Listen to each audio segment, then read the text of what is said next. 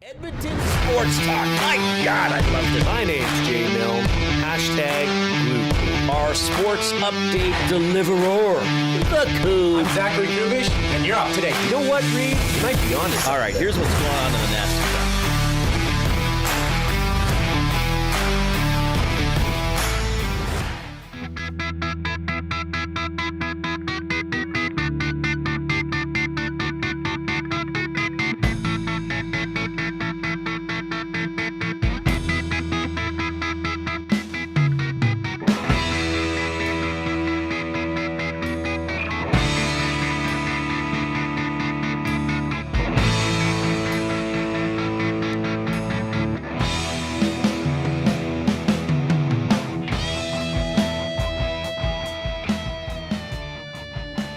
That's not a moon.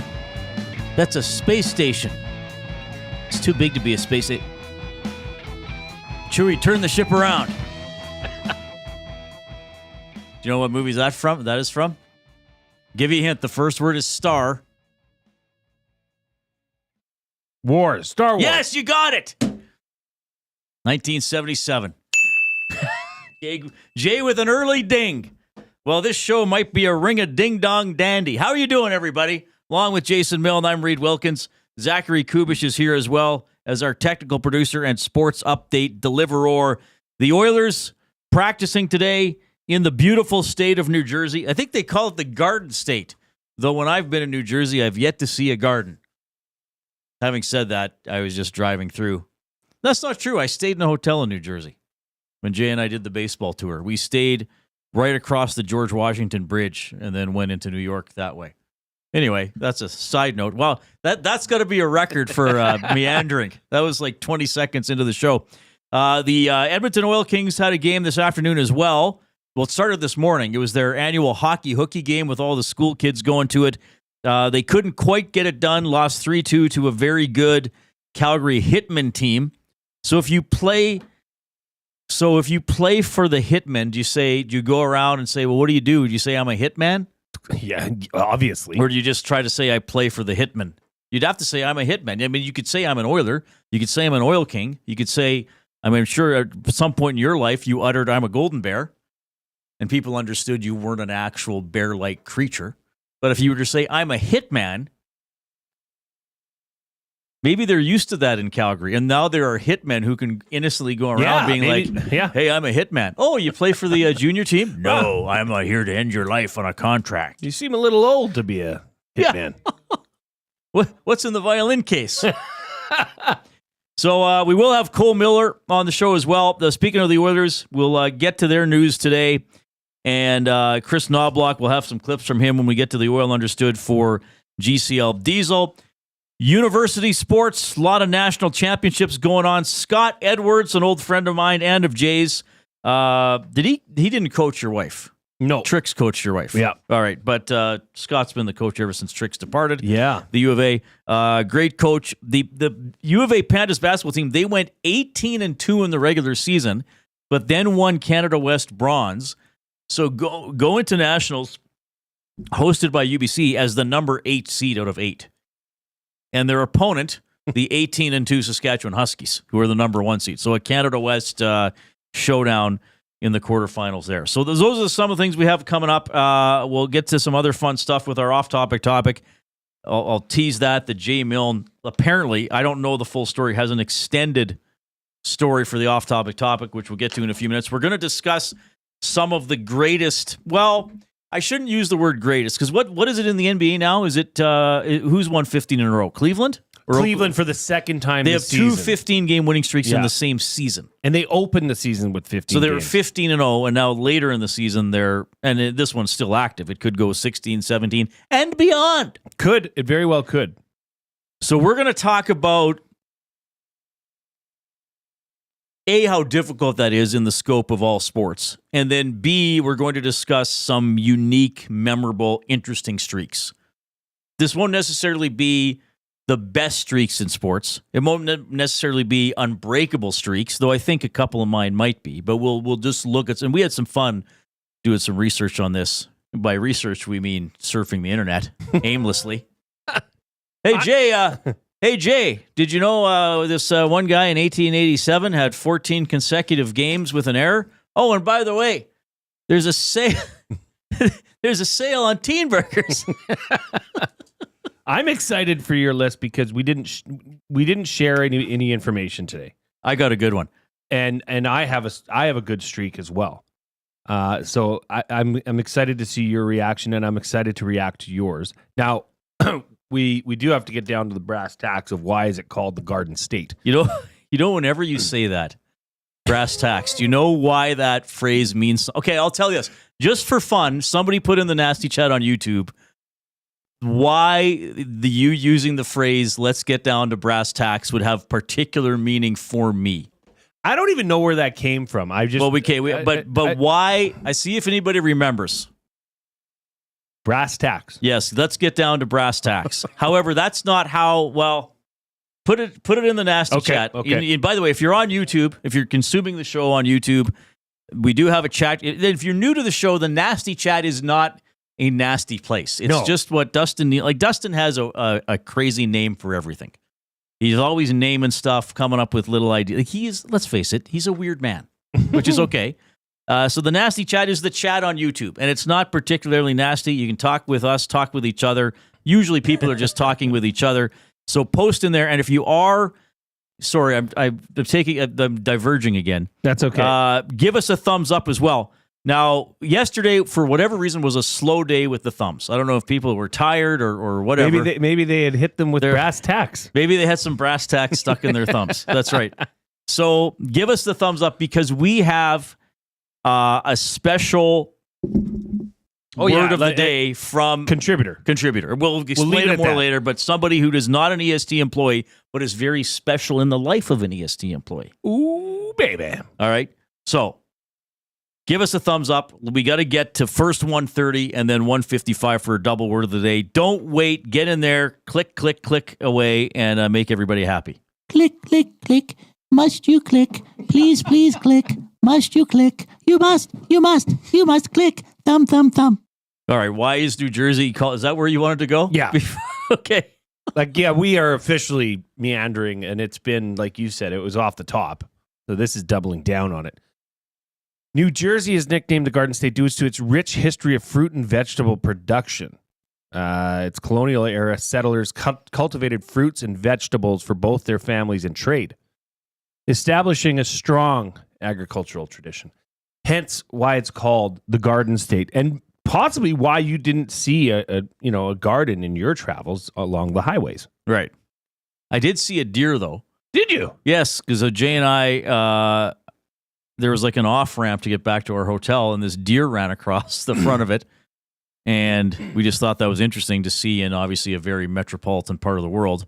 And then Jay said that was like a scene out of The Sopranos, which I never watched. Can I ask you? Were there random animals in The Sopranos? Not at all. I don't believe. Well, maybe that's how Christopher got. Anyways. Got whacked? Can I ask you a weird question? Yes. Does a deer in New Jersey State look like a deer that you'd see here? Yes. From what I recall, yeah. Really? Didn't have an accent? Well, we didn't stop to talk to it. Didn't walk with a hitch? No. No? It just jumped across the road. So those are some of our headlines today presented by Nate's Construction Leadership and Supervision Program, a perfect tool for professionals looking to advance their role or an organization needing to develop leaders.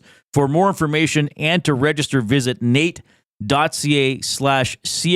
to take your career to another level. We really appreciate Nate's Construction Leadership and Supervision Program hopping on the show. They presented our trade deadline coverage last week, and I think they were like, you know what, we like that station. We like this Edmonton Sports Talk, so let's do some other stuff. So they're doing the headlines. You can email Reid at EdmontonSportsTalk.com. I usually get limericks there. You can email me other stuff. You can email me other questions or comments about sports-related things we're going to discuss, but I really just get a lot of limericks there now. And if you are texting, it's 780-218-9999. The inbox presented by River Cree Resort and Casino, featuring Italia Restaurant, home of the $6.99 brunch special from 11 a.m. to 4 p.m. on Sundays. Okay, quickly here, before we get to the Oilers lines and we tee up the off-topic topic and hit on some other stuff. So you said, let's get down to brass tacks. Has anybody texted in why that means something to me? Did you listen? Now I know you listened to me a little bit when I was on Ched. Yep. Did you ever listen to Overtime Open Line? Oh, yeah. Do you ever recall a caller named JP? I wouldn't have been that familiar with it. Okay, so Sorry. JP called he called before I was the host. He would call into Dan. And he was not a Frenchman, but he did a French accent. Okay. And perhaps it wasn't always entirely appropriate, but he always talked about drinking a lot of wine and he would call players. I remember with Josh Archibald, he would always say, well, Reid, let me tell you about the Archibald, or let me tell you about the Skinner. Okay, they would always be the and the player. And he would kind of come on, and he always wanted Rob Brown's autograph. And then he would say, okay, but let's get down to brass tacks. Tippett, I do not know what he is doing. He has the mustache, but he does not have the coaching ability. So it was a very unusual spoof of, well, I don't even know what he was spoofing. He just did a funny voice. But he was good because he wouldn't overdo it. Like he'd call in once, maybe twice a month. Right. And he was genuinely funny, but that was his saying. He would go, okay, but let's get down to brass tacks. So when you say that, that's what made me think of that. Oh, really? Yes. But it's not a tax.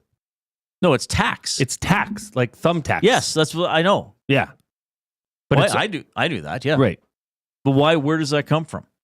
Did you look that one up? Coob, you thought it was tax, T-A-X? I did, yeah. Yeah. Oh, no, yeah, I knew it was tax, like thumbtacks, but I don't know where it comes from. It was for like upholstery, for measuring upholstery back in the day. They would tack it with a brass tacks. Oh, there you go. So you say, let's get down to brass tacks. Let's get out the brass tacks. Time tacks. to measure, baby. Yeah.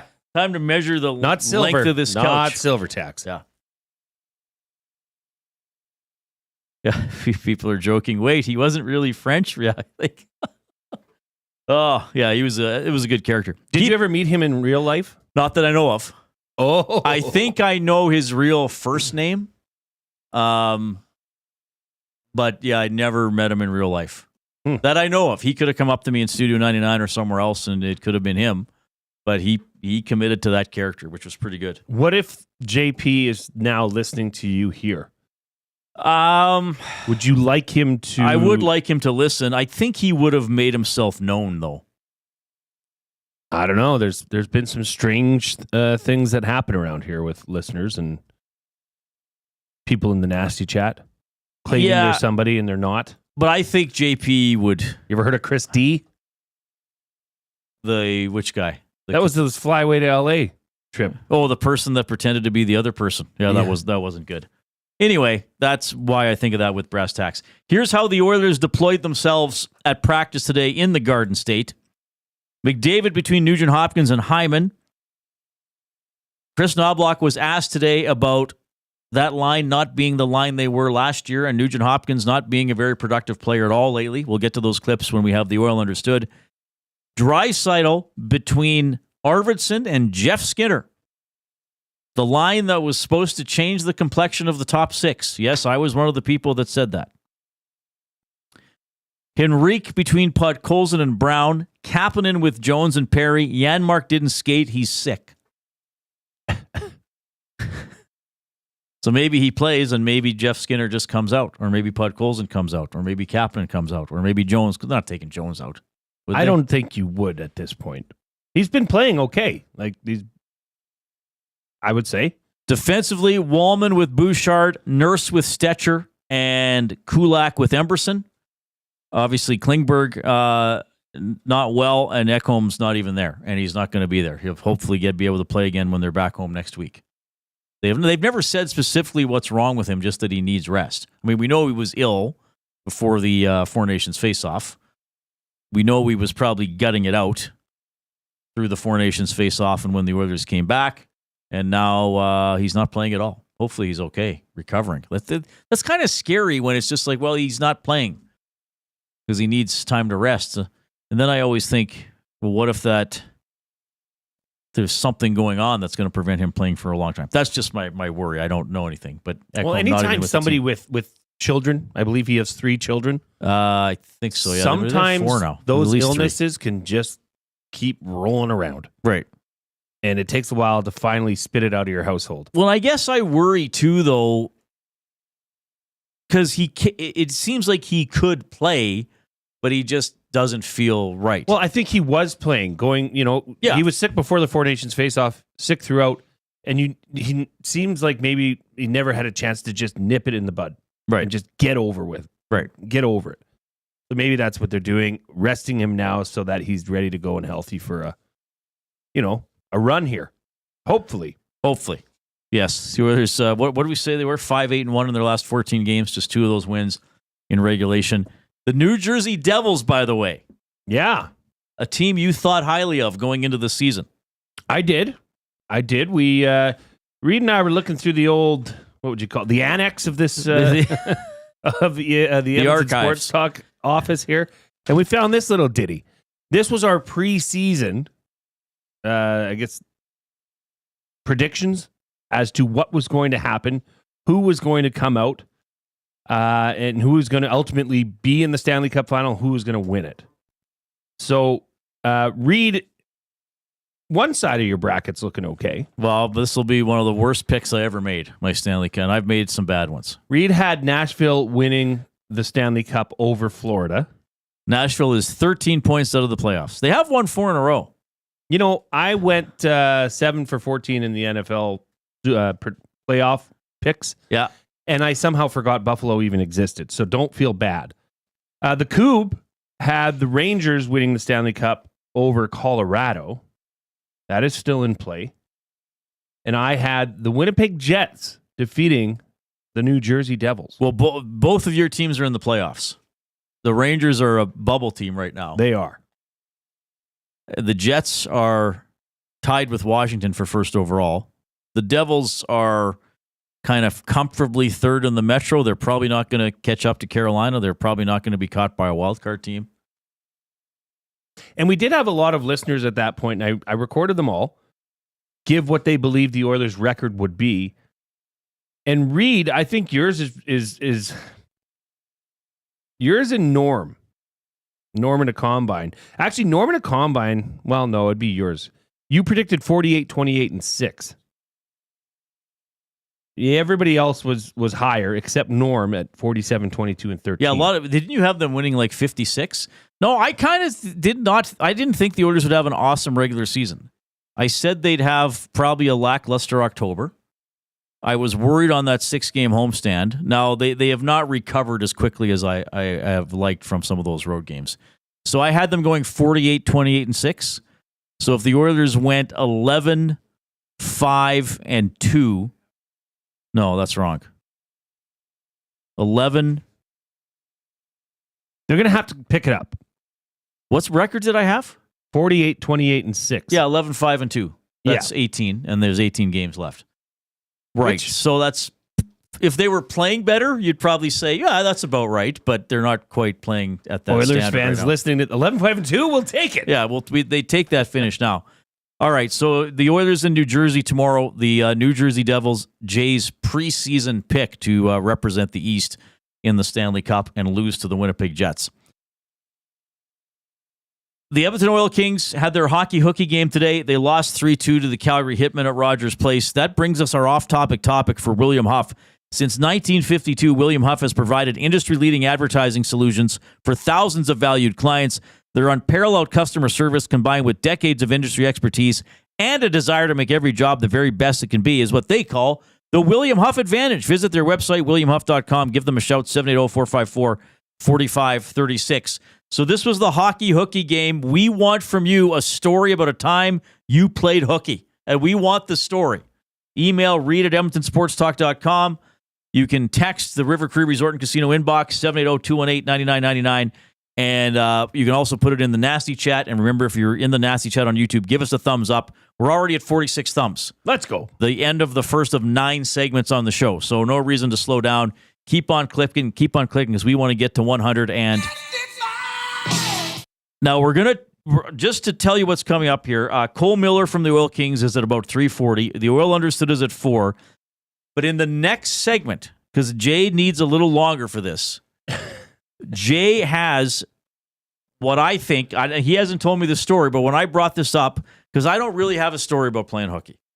I don't either. This is one of the only. Okay, and but it sounds like it's going to be an epic one, it still or a very haunts memorable me to this day. That okay, so it's a haunting tale. I'm embarrassed hookiness. about it. I'm embarrassed about it, and I know my parents listen to this, so they don't know if this ever happened. Oh, they do. Oh, okay. It was just, I'll get into it. I'll set it up. All right, so the Jays haunting hooky tale when we get back to the Reid Wilkins Show with Jay Milne.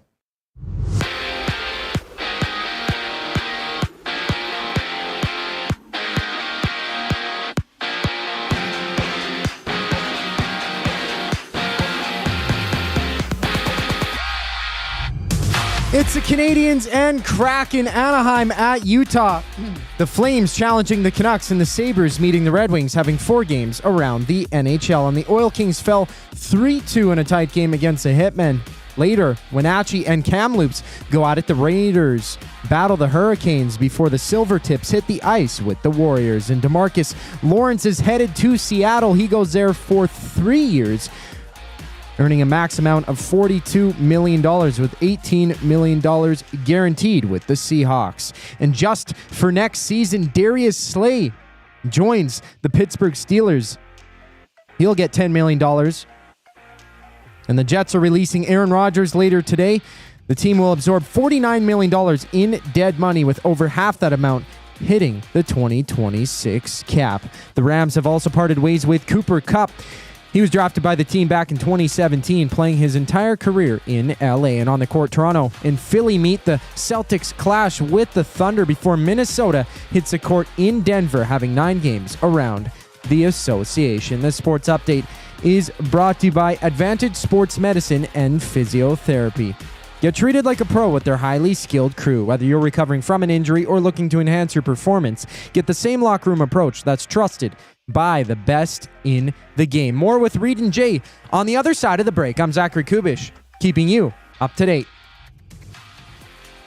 Since 1972, from diesel cars to SUVs to pickups, from farm tractors to school buses to a big rig, from diesel generators to forklifts, GCL can test, troubleshoot, and repair all diesel fuel system components. Whether it's injectors, pumps, turbos, filters, or additive, GCL has the parts you need to keep your diesel running the way it should. For genuine diesel parts at wholesale prices, visit GCL Diesel in the West End or online at GCLDiesel.com. GCL Diesel. Diesel understood. Food Sausages makes their meat with nothing but the best local ingredients. From chicken, beef, and pork, their gluten-free sausages are packed with flavor. Every single bite. Get a 10% discount when mentioning Edmonton Sports Talk in-store, or use the code EST when shopping online at foodsausages.ca. Plus, you get free delivery on orders of $100 or more. Find them at 6736 99th Street. Food Sausages. You can't beat our meat. Hey Edmonton, ready to take advantage of lower rates and better pricing? South Fort Chevrolet in Fort Saskatchewan has you covered. From rugged trucks to sleek SUVs. And with over 40 years in business, you can trust that you're getting the best deal on your new ride. As the proud title sponsor of the Nielsen Show, EST listeners can drive a little to save a lot with South Fort Chevrolet's transparent pricing and down-to-earth sales team. Visit us today in Fort Saskatchewan or online at southfortchev.com. The grand opening sale at Sit and Sleep is almost over. This is your last chance to take advantage of the special introductory sale prices on all mattresses. Stop in today for a free pressure point scan using cutting-edge technology so sleepologists can identify the perfect mattress for you. Right now, get free local delivery on any mattress over $7.99 and receive a free bamboo cooling mattress protector. Enjoy grand opening savings with every mattress on sale. Join us on location today for the final celebrations at Sit and Sleep in South Common next to Planet Fitness. Don't miss out the grand opening sale ends soon.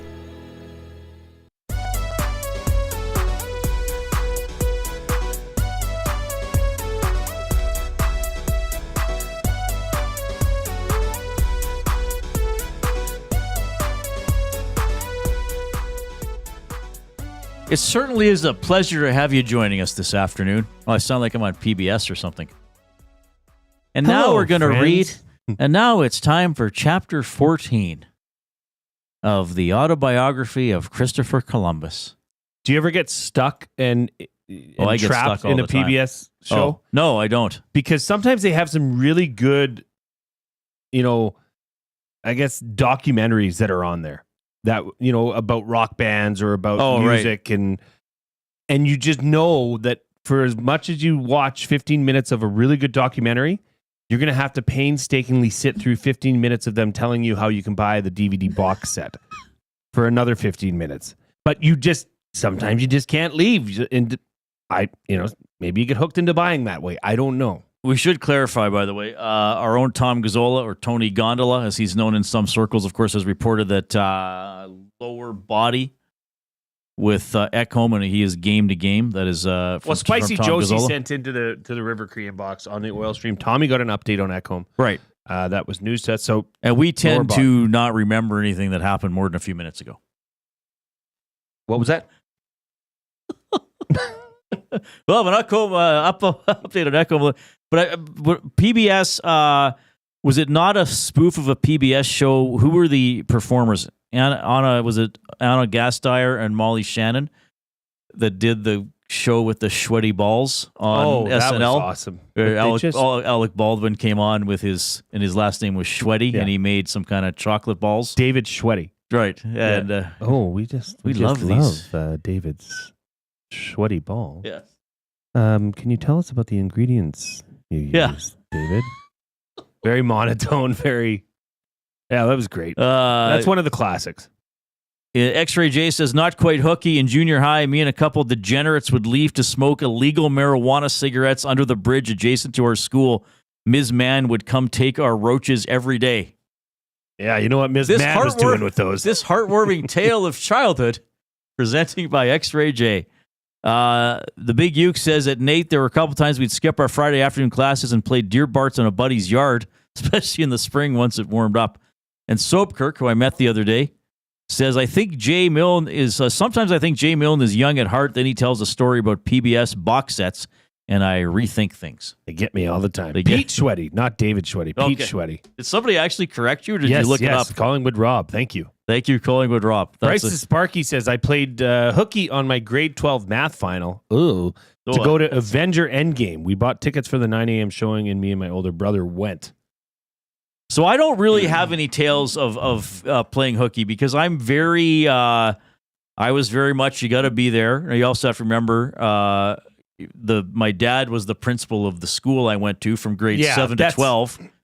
So my absence would have been noticed. And I don't know, I was always kind of afraid of getting into trouble or missing something. Like I was a little nerdy. I wanted to do well.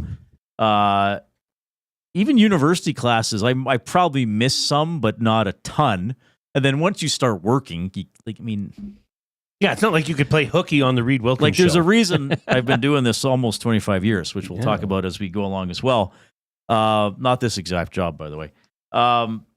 But Jay Milne, this is our off-topic topic for William Huff. Jay Milne, what do you call it? A haunting hooky story? Well, it's just it's embarrassing. It wasn't one of my finest moments.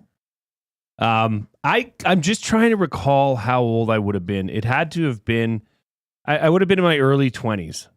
Say, I was not yet married. Okay. I got married in 2005. No, we didn't. 2007. You are married. I am, happily, yes. Hello, April. Love you. I'm just trying to remember. Anyways, the age doesn't matter. I was young. And so what happened was my buddy and I, Murph has been a long time, really good friend of mine. He's Irish, I'm Irish, and we went out for St. Patrick's Day. So it was right around this time of it's year. Almost an anniversary story here. Yeah, almost. And we went up and down White Ave a few times. Probably a few times too many. What night of the week was this?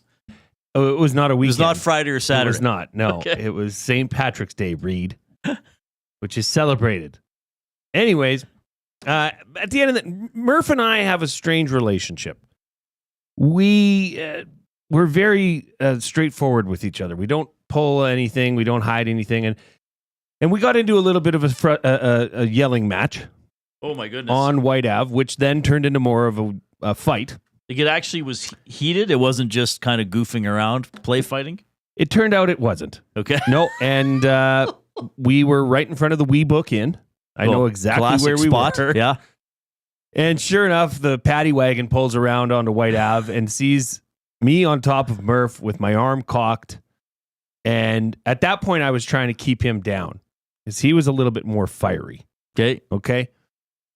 And of course, well, you boys can't do that. So we got tickets. We got ticketed for fighting in public and amongst other things. So it said, obviously, later as time heals all wounds, we said, well, shoot, we got to fight this. Like, this is not right for us we can explain this and say, look, it was St. Patrick's Day. Maybe because it was a decent fine. I think it was $150. And I got the ticket. Mark Kennedy got fined for not wearing a mic at the Briar. And I got the ticket because I was the guy on top. Oh, you were the aggressor. I was the aggressor. You appeared to be the aggressor. Right. Yes. So he's like, yeah, I'll come with you. We'll go to the law courts and So, on the ticket, it says your date. So, sorry, what were you actually fined for? Like disrupting the peace? Or yeah, like disorderly So it's not conduct like you were charged with assault or anything like that? No. It's like the cops kind of knew, okay, these are these crazy college boys out on the town. Yeah, I think it was public intoxication and fighting. Was he a Golden Bear as well? No. Okay. No, just an Irishman. Not that would make it fine for you to beat him up. Like I say, it wasn't one of my finest moments. But anyways, we said, okay, we're going to go to this. And of course, it was on a work day. And at that time, I was out of university, so I was working full-time with the family business. But I wasn't married. I was still living at home. Okay. So it was those weird years there, right? And I said, well, I got to take the day off because, I got to go and fight this thing. And you know how these things go. You could be in court all day. And okay, well, whatever. Just get back to work. Get back here as soon as you can. That was the understanding. And did your parents know the full circumstance? Yes, they knew I was. You fessed up to all that. That was not kept. So we go to the law courts. We get there at like 7:45. We're there early. We're in like dress shirts and suit jackets, and we think we're going to the courtroom. Okay. Well, no. Turns out you can go in there and go to the justice of the peace and say, hey, it was bang, bang. I paid the fine.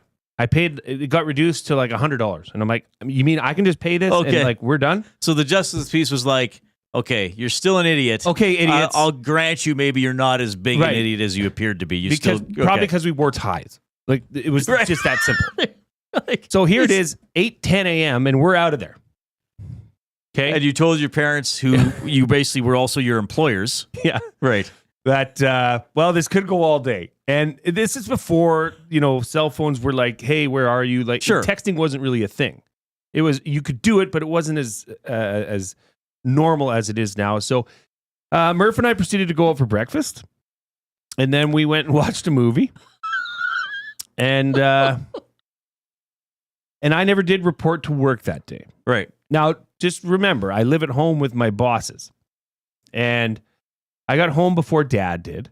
And my mom was standing there. And she said, you could just tell there was a look on her face that but you're an adult at this point. She clearly not. She knew something she knew something. So she said, Dad and I know. I'm like, what are you talking about? Well, it's public record. You can go on the law courts and find when, fines were paid. Your mom went on the internet to spy on you? They figured something was up. So they knew that I had essentially played hooky on them all day. And it didn't go over well. I didn't talk to my dad that night. In fact, the next time I talked to him was the following morning, and I just went up to him I'll never forget this. He was getting in the truck to leave to go. And I just looked at him and I said, Dad, I'm sorry. I don't know why I did that. He's like, okay, closed the door and drove off. And that was it. We never talked about it since. Okay, so you probably shouldn't have done that. No. But I will say this, and at least one of your parents is currently listening / watching, if not both. Most likely. They had somebody working for you, right?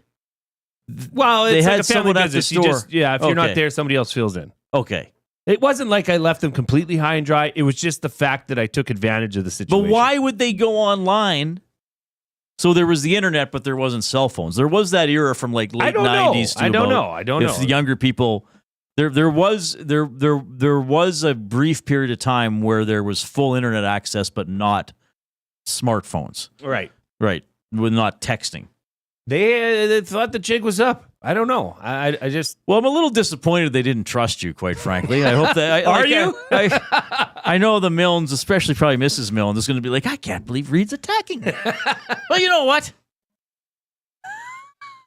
It was I'll never forget that. She's going to give like the hardest word of the days now. Oh, yeah. Yeah. She's coming for you. Yeah, she's coming to... And she is not... humiliate me now. She is not the guest contributor for the word of the day. Which we are, we're doing okay. Where are we at here? Yeah, we need to, these are rookie numbers. We need to step into it. Yeah, let's go. We're at 60 thumbs. Pretty good. So we're a little over a third of the way there, but we want to get to 155 as quickly as possible. So we get to a double word of the day later on in the show. Again, don't wait. Click. And I say this and I keep saying it, but help us spread the word about Edmonton Sports Talk. I mean, yes, we promote, we advertise, we tweet, we Facebook, we Instagram, but word of mouth is a powerful thing, as you know. Like, you know, why'd you go to a restaurant? Well, my buddy told me to go. Well, I saw it hurt. So tell a couple people. When I first tried Fabergé Organic Shampoo with pure wheat germ oil and honey, it was so good I told 2 friends about it, and they told 2 friends, and so on, Except and so on, substitute and so Edmonton on. Sports Talk for Fabergé with wheat germ oil and honey. We should call Heather Locklear and get her to revoice that. Yeah, I think we could find somebody. Funny enough, Bryce Sparky, he did note that he missed his grade 12 final to go to Avenger Endgame. Well, Bryce Sparky is one of Norman Combine's son. Oh, yeah. So he said, Bryce Sparky is going to get his you-know-what kicked it when I get home. Damn kids. So we're joining parents and children in these stories of playing hooky. There you go. Lingus99, Jay, I got subpoenaed as a witness, and I told my boss I'm lawfully required to go to court. It was canceled. The guy pled guilty, but I'm still taking the day off. There it is. Well, if you booked it off, though, if you booked the day off, you might as well now just take it off. You might as well. To me, that's not hooky. You've told your boss you're not going to be there, and you are not going to be there. Perhaps it's not for the same reason, but your boss is prepared for you not to be there. So I'm fine with that. This one comes in from... Like, people care what I think about my morality with playing hooky. I mean, you've had to have done it once. Probably, but I seriously... Like, I don't even like missing work when I'm really sick because I often think, oh, but what if one day I'm sicker and I really can't go? Or I really Is can't that move? how you... Yeah. Yeah. I've never been a work misser anyways.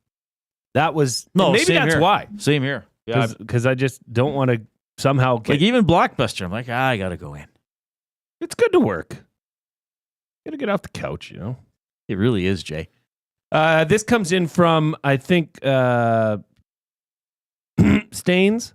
It's his handle. Skipped all the time in high school. I had a lady a few years out of high school that would call in for me and pretend to be my mom and tell them Staines won't be there this afternoon. Oh, that's shady. That is shady. Do you think you could pull that over on your dad back at Evansburg? No. He'd know it was the bookbinder? He would. He would. Okay. All right. It is 3:38.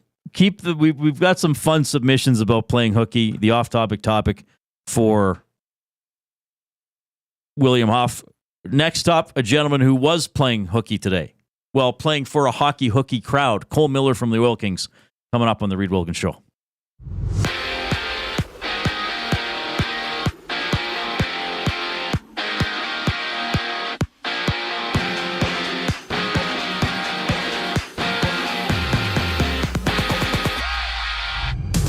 Aaron Rodgers is being cut by the Jets later today. The Jets will take $49 million in dead money, with the majority of the contract hitting the cap in 2026. Evan Ingram heads to the Broncos for $25 million on a 2-year deal as Darius Slay signs with the Steelers, earning $10 million next season. And the Seahawks pick up Darius Lawrence for the next 3 years at $42 million, 18 of which is guaranteed. In the WHL, the Oil Kings lost 3-2 against the Hitmen. 5 other games on tap, including Red Deer at Swift Current, the Blades and Wheat Kings facing off before Everett battles Spokane. Just 4 games on tap in the NHL. Vancouver hits the road in Calgary. Canadians and Kraken face off as the Ducks meet the Hockey Club, and Detroit hosts Buffalo. And the Raptors are back in action, taking on the 76ers. 9 games around the association. We also see Phoenix hitting the court in Houston. The Jazz and Grizzlies duking it out as the Thunder and Celtics go head-to-head. This sports update is brought to you by Clover Bar Feeds. Clover Bar Feeds has all the animal feed you'll need. Get top-notch service and selection from their family-owned business. Visit Clover Bar Feeds at 200 Portage Close in Sherwood Park or call them at 780-467-5014. Cole Miller from the Oil Kings joins Reid and Jay on the other side of the break. I'm Zachary Kubish, keeping you up to date. Get your fix every single game with the GCL Diesel Oil Stream pregame and postgame shows with Tom Gazzola and Hernan Salas. Whether it's breaking down the starting lineup, predicting key matchups, or diving deep into the game's biggest moments, Tom and Hernan are here to give you the best insight and analysis in the city. After the final horn, get the breakdown of every key moment, performance, and player reactions. It's your one-stop shop for all things game day. Catch the GCL Diesel Oil Stream pregame and postgame shows with Tom Gazzola and Hernan Salas, only on Edmonton Sports Talk, your clear choice for Edmonton sports. Do you have pets? Horses? Chickens? Did the place you used to get your feed recently close down? Have no fear. Clover Bar Feeds is here. Whether it's dogs, cats, horses, or chickens, Clover Bar Feeds has you covered. Offering a large variety of food and feed, you can trust the experts at Clover Bar Feeds. They've been family owned and operated for over 60 years. This means you can expect nothing less than top-notch service and selection. Come visit them at 200 Portage Close in Sherwood Park or visit them online at cloverbarfeeds.com. Gallo LLP is an Alberta-based accounting firm with expert chartered professional accountants in both our Edmonton and Sherwood Park accounting firms. Our experienced and innovative accountants provide financial advice that saves our clients money. Simply put, we help our clients protect their assets and grow their businesses. At Gallo LLP, they go beyond the numbers to ensure the continued success of your business. Reach out to Preet or John to discuss how they can help your business grow. Visit gallollp.ca today and see how they can help you take your business to the next level. Looking for quality building materials and friendly advice? Visit us at Windsor Plywood Leduc, family owned and locally run since 1993. From interior materials for doors, flooring, baseboards, and all the finishing touches to all you need for your outdoor projects like cedar lumber for decks and fences, plus all the plywood you'd need. Our full-time on-staff carpenter can help with anything odd-sized or custom, and from domestic hardwoods to exotic selections, we've got you covered. And if we don't have it, we'll track it down for you. Windsor Plywood Leduc. We're the experts you need to know.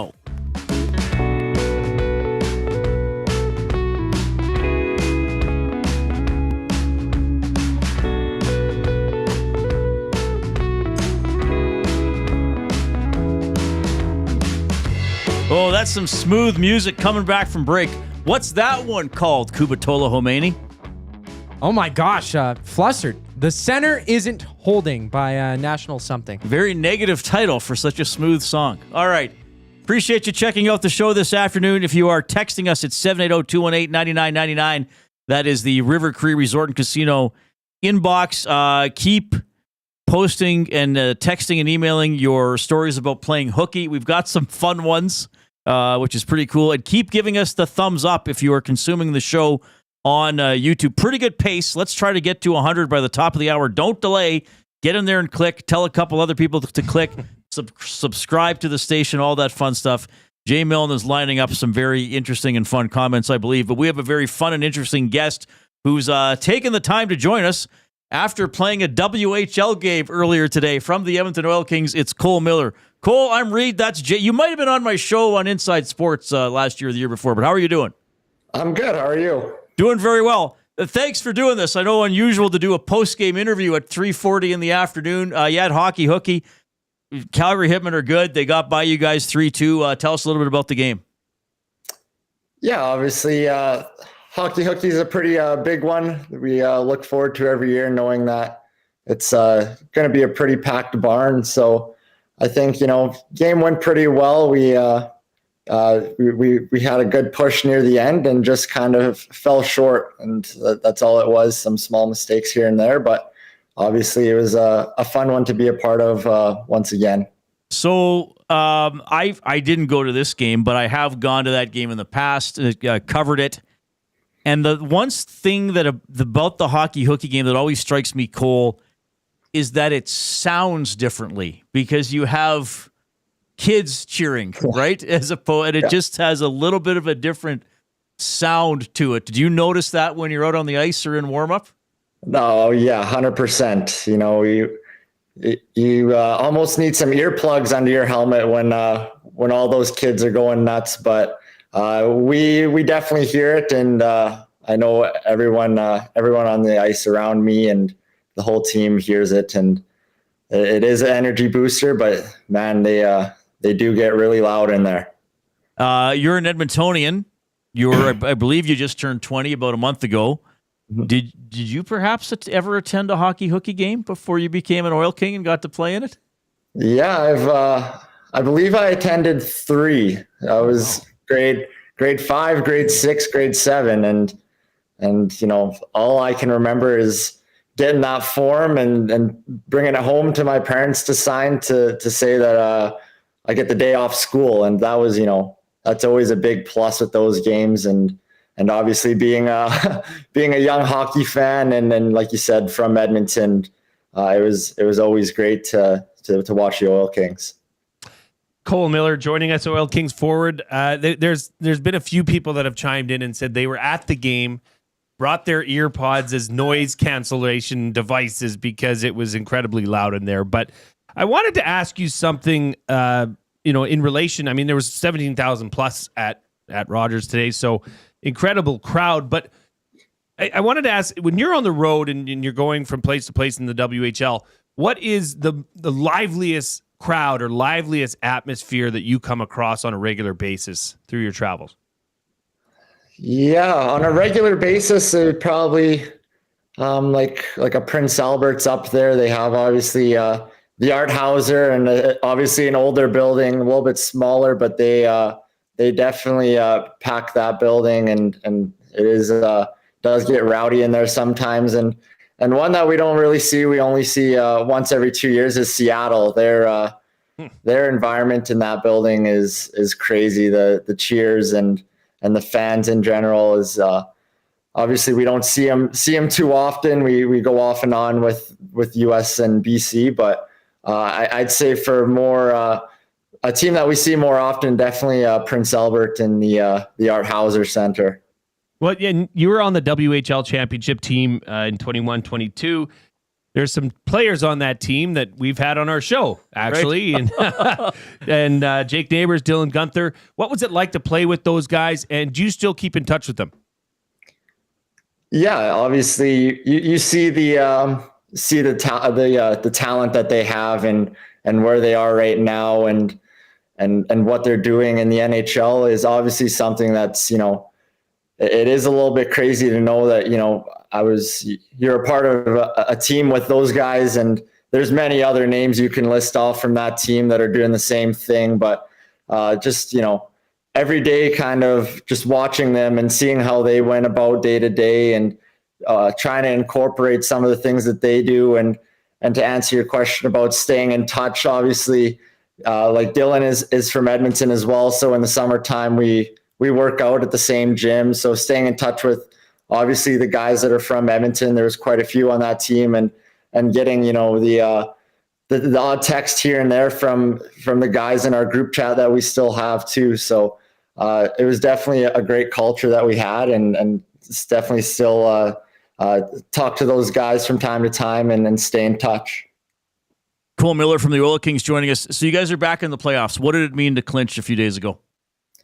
Yeah, it's huge. Obviously, you go from winning it a few years ago, and then you have, you know, the junior hockey cycle, the you know, year or two of rebuilding, and, you know, going through some lows, and like you said, being back in it and clinching it a few days ago. All the guys are, you know, excited. Some of them it's their first time. Some of them it might be their last time with our 20-year-olds, and you know, we're ready in that room to take on whoever it may be first round. Okay, well, I was looking at that. I think, correct me if I'm wrong, I think I understand the playoff format. I believe there is absolutely no clarity in terms of who you'll play in the first round with a few games left. Yeah, I think right now there's 3 of us that are tied for that 5th place position, and right, 4 games left. I mean, you can go from 5th place to 6th place to 7th place to 4th place. It's like you said, kind of all up in the air right now with what could happen and who the matchup could possibly be. But I think just focusing on these last 4 games to maybe solidify a spot in the top 5 for us would be a huge thing. Cool. Couple more for you. And again, thanks for doing this right after playing a game. I want to ask you though, how does an 11 a.m. game change your routine? Like hockey, I've always found, and because a lot of players have told me this, like they're creatures of habit. Oh, yeah. And matinees are one thing, like a 2:00 game. You guys play a lot at like 11 a.m. to me is a totally different animal. How did you deal with that? Yeah, like you said, I'm one of those guys that has a routine and sticks to it. So, I'm used to the 4 o'clocks, the 7 o'clocks, but I think the routine, it doesn't really change in terms of like what you eat. Like you still focus on maybe getting a good meal in the night before, and obviously you don't want to wake up and have a huge breakfast, but obviously getting something in you that's going to give you the energy to play that 11 o'clock game. And it honestly is kind of a wake up and go kind of game. So there's, a little bit of change with that. And when we show up and kind of what that looks like, but for the most part, nothing really changes in terms of like food wise, but I think that's just the biggest thing. Yeah. Well, see here in broadcasting, like we tend to have a big breakfast and then we have a big snack around 10:30, 11. Then we tend to have a big lunch and then a couple of bags of chips before the show. So you're much more disciplined with your eating. You're an Edmonton kid playing for the Oil Kings. Like we talked about you going to Hockey Hooky, but just for you to play major junior at home, I don't know if you're still living at home, but I'm sure family and friends are able to see you in person a lot more than maybe some other kids who got to move around. Yeah, I mean, it's the cherry on top of playing in one of the greatest junior leagues in the world. So like you said, I do live at home, so I get to come home and see mom and dad and my sister and my dogs every day. And obviously the family, like you said, is another huge part. Like grandparents are season seat holders and come to every game. And it's obviously a huge thing to have family and friends be able to show up and watch you play every day. And it is something that I don't take for granted, knowing that there is not a lot of guys that get this luxury that I do. One more for you, and I will apologize for asking you this because I know you're focused on the here and now, but this might be our last chance to talk this season. You are a 20-year-old. Have you committed to doing anything next season? Pro, schooling? I haven't, no. Okay. No, so I know there's been the rule change with college hockey and stuff, and there's been a bunch of stuff going around the league. And I'm for me personally, I'm keeping doors open, but I haven't committed to anything myself. Cole, I just have one more for you, and it may not make any sense, but I watched a video of you. It was like a get to know Cole Miller video that the Oil Kings did. And you had probably one of the nicest Lakers vintage hats on. Do you know what hat I'm talking about? Yeah, I do. The corduroy. Yeah. Okay. So 2 questions. Are you a Lakers fan? Let's start with that. Yeah, I think if, I catch a basketball game, watch a basketball game, I'm probably cheering for the Lakers. Okay. And 2, where did you get that hat? Because was that like an old championship hat or something? I was enamored with the hat you were wearing. The video was great, but that hat took it to the next level. Yeah, I think I got it at Marshall's, to be honest with you. Okay, so it's one of those fake vintage ones. Gosh. Yeah, it's one of those ones you find on the rack and you're like, this is a nice hat, and went ahead and got it. And I've gotten mixed emotions about the corduroy, but I like it, so it comes out from time to time, and just so happen to be wearing it in that video. All right, Cole, great stuff. Oil Kings into the playoffs again. Like you said, 4 games left in the regular season. If people want to see you guys, home game Saturday. Are you guys wearing the Flyers jerseys on Saturday? Yeah, we're wearing the vintage jerseys, yeah. Incredible reaction to those. So that's 7 o'clock Saturday, oilkings.ca for tickets. Final home game of the regular season is Sunday the 23rd, and then there'll be a playoff schedule once you guys know who you're playing. Cole, excellent interview. You've been a great Oil King. I hope you go out on a big high here in the postseason. Thank you so much for making time for us. Yeah, thank you so much for having me on. That is Cole Miller from the Edmonton Oil Kings. We must be up to about half dozen Oil Kings on the show this season. Never been disappointed. Current Oil Kings, yes. And 3 or however many, 2 past ones at least. Yeah. That I can think of off the top of my head. No, he was good. Yeah, Calgary's good. They were in there against Calgary 3-2 today. The Hitmen actually are tied for first in the Eastern Conference with 90 points. The Oil Kings with 74. So the Oil Kings will likely finish 5th, 6th, or 7th in the conference, which means Lethbridge, Calgary, Saskatoon, all possible opponents. But we'll keep you updated on that. But really appreciate Cole coming on, and thanks to Matt Barrett with the Oil Kings as well for accommodating that interview. We have a Hockey Hooky limerick from Brad. Jay once played hooky from work. His dad thought, what a jerk. Reid didn't stray, ain't no way. Now, Zach, share when you went berserk. That's pretty good. Well done. Limericks are really getting good.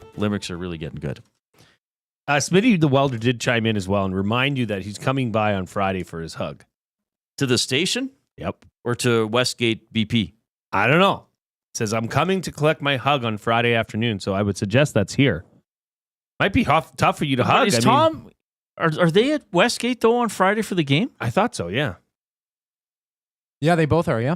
So I thought Smitty was going there because Hernan said something about it. Might be lost in translation. I don't know. Yeah, I don't know. Well, I'll hug Smitty as required.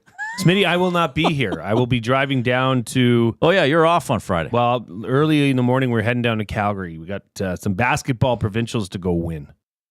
Not me. Oh, I forgot to say this. Chris D in the Nasty Chat. Tell Cole Mr. D says hi from St. Ed's. Had him in our hockey academy. Fantastic hockey player. Even better human. Congrats on all your success, Cole. Well, that's nice to hear. That's Chris D that actually won the trip. Oh, that's the real winner of the trip. As opposed to Chris G. Who pretended to be the winner. Golly. And about playing hooky, off-topic topic for William Huff, our own Jasmine. I saw this one. My friends would call in for each other using a thick Indian accent, so my high school kind of had to believe us. The funny thing is, my mom doesn't have an accent, LOL. I think they caught in when the same mom, in quotes, was calling in for different students. Oh, my. Wow, Jasmine. One bad apple, Jasmine. The length Jasmine went to deceive. Just remember that, folks. Just remember that. When she's the commissioner... Just remember sweet little Jasmine on the Nasty Chat. Yeah, when she's the commissioner of the NCAA bracket. Just remember that. All right, if you're watching on YouTube, continue to hammer that thumbs up button. Let's get to 100 quickly here, then we can worry about our other plateaus. Oh, Smitty is coming to the station. Okay, well, I'll be here. I work here.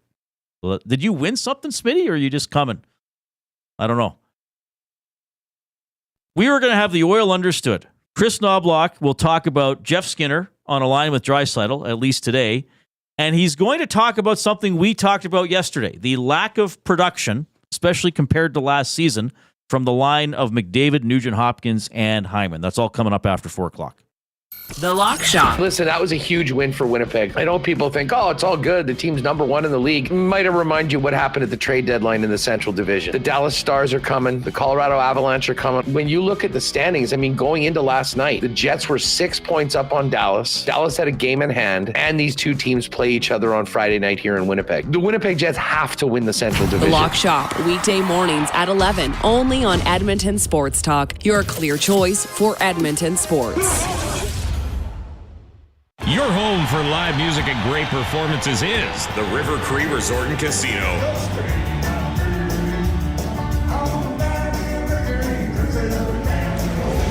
Don't miss the internationally recognized tribute, the Alan Jackson Experience, April 18th at the River Cree Resort and Casino.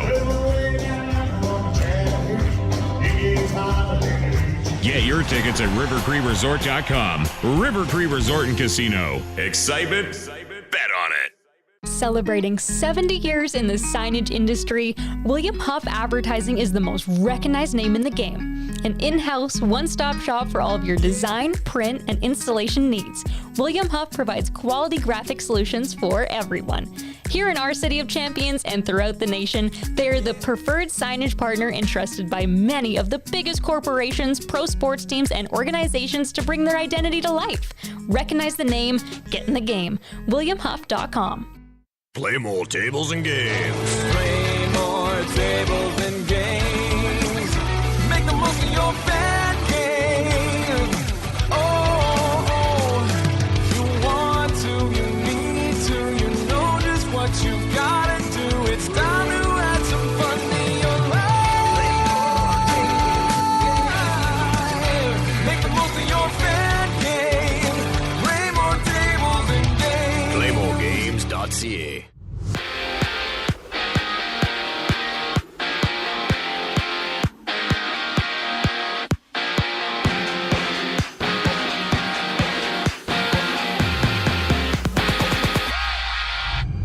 On tap, it's the Canucks and Flames butting heads. Montreal hits the ice in Seattle. Utah hosting Anaheim, and the Red Wings battle the Sabres, seeing just 4 games in the NHL. In Edmonton, the Oil Kings dropped an early game to the Hitmen today, 3-2 at Rogers Place. Later, Prince Albert hits the road in Lethbridge. The Wild and Blazers go at it, and the Blades meet the Wheat Kings, having 6 games around the league. And the NFL sees the Broncos scooping up Evan Ingram on a 2-year, $25 million deal. Darius Slay makes his way to the Steelers on a 1-year contract worth $10 million, while the Seahawks pick up Darius Lawrence for 3 seasons at $42 million. Out east, the Jets are releasing Aaron Rodgers today, listing him as a post-June 1st cut, and with the move, New York absorbs $49 million in dead cap, the brunt of which hits the cap in 2026. Basketball has 9 games. Toronto hosting Philly. The Clippers going toe-to-toe with the Heat before Utah and Memphis tip off. I'm Zachary Kubish.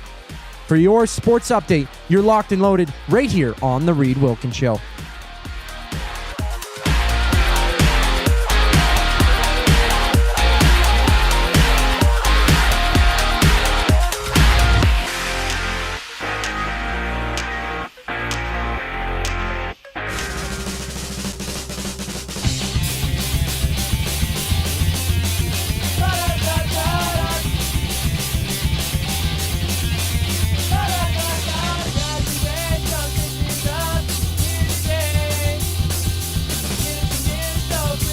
All right, so tomorrow the Oilers visit the New Jersey Devils. We will have our GCL Diesel Oil Stream pregame show at 4:30 with Tom Gazzola and Hernan Salas. So this show will run from 3 to 4:30 and then resume between 5:30 and 6. Tomorrow at 5:30, Greg Buchanan is going to join us. Greg Buchanan was the sports director at the station in Lloydminster when I started my career. He hired me, and tomorrow is the 25th anniversary of my first day in Lloyd. So we're going to have Greg on, and Jay, you can ask him, if you think I'm bad now, you should have seen me on day one. No. So that'll be fun having Greg on the show. Did your mom have a message? Oh, yeah, she said, I asked her for a comment. She sent me a text right after with like an angel halo. Right. She loves me, you know? And I said, do you care to comment? And she says, I don't remember enough to comment. Probably got more details right now than ever. Oh, on your hooky story. Wasn't your everyday stunt, that's for sure. No, it was, you had a lot of stunts. I wasn't a bad boy, what you going to do every day, Reid. I just chose this day to be a bad boy. All right. The Oilers will try to make everybody feel good tomorrow. We'll see if they can get a win against the New Jersey Devils as we dive into the oil understood for GCL Diesel, providers of the best diesel engine components around, from turbochargers to injectors, fuel pumps to sensors. They are the critical engine component experts, proud to serve Edmonton and Northern Alberta for over 50 years, and now a partner of Edmonton Sports Talk and the Reid Wilkins Show. GCL Diesel. Diesel?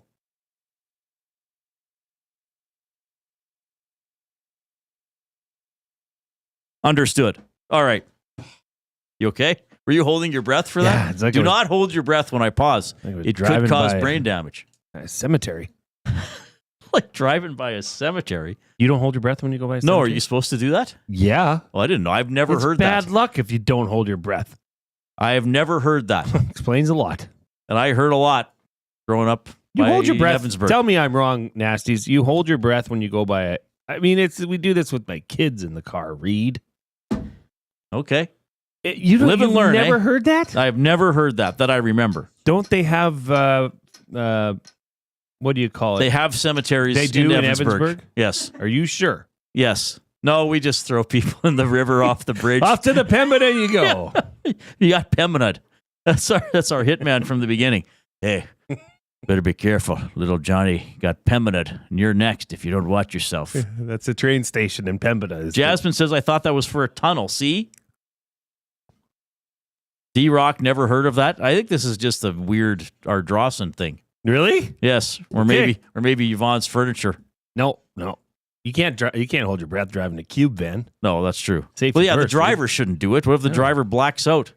By the way, on in YouTube, continue to give that thumbs up. Don't delay. Click away. We want to get to 100, then 130, and then 100. And You've heard of it. Well, you've heard of everything.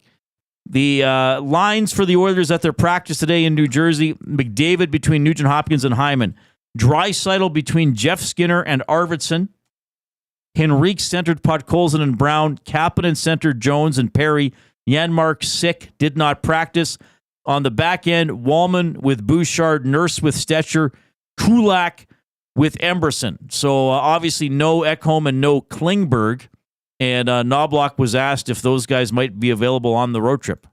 I don't right now. Well, Klingberg's here with us. Ekholm's still in Edmonton. He was going to fly and join us. Right now it's looking like he will stay in Edmonton and join us. Regular practice and playing when we come home. All right, and our own Tom Gazzola has reported that Ekholm is game to game with a lower body injury. Well, I guess he's not going to play the next 3 games. They need Ek back. Then Stetcher's obviously not going to be the one playing. Would you leave Walman and Bouchard together even when he comes back? Though then you got a left-right issue, right? Well, no, then you could go Nurse and Kulak and Ekholm and Emberson. Though I don't think they're going to do that. I don't think so. I would move somebody else further down the lineup. You know my feelings. Okay. I'm going to throw a question at you and at the Nasties, and actually just popped in my head. I didn't think of asking this earlier, because what do we often discuss? Well, the nuclear option, going with Draisaitl and McDavid. Does Knoblauch and the coaching staff, do they do it too much? Do they do it too soon? I even think it's a valid question. Do they not do it enough? Why don't they do it more? Yada yada yada. Is the coaching staff? Are they too married to Ekholm and Bouchard together? Because they rarely get broken up. They have, but usually if they move the D pairings around, it's the other 4 guys in the game. Are they too married to Ekholm and Bouchard?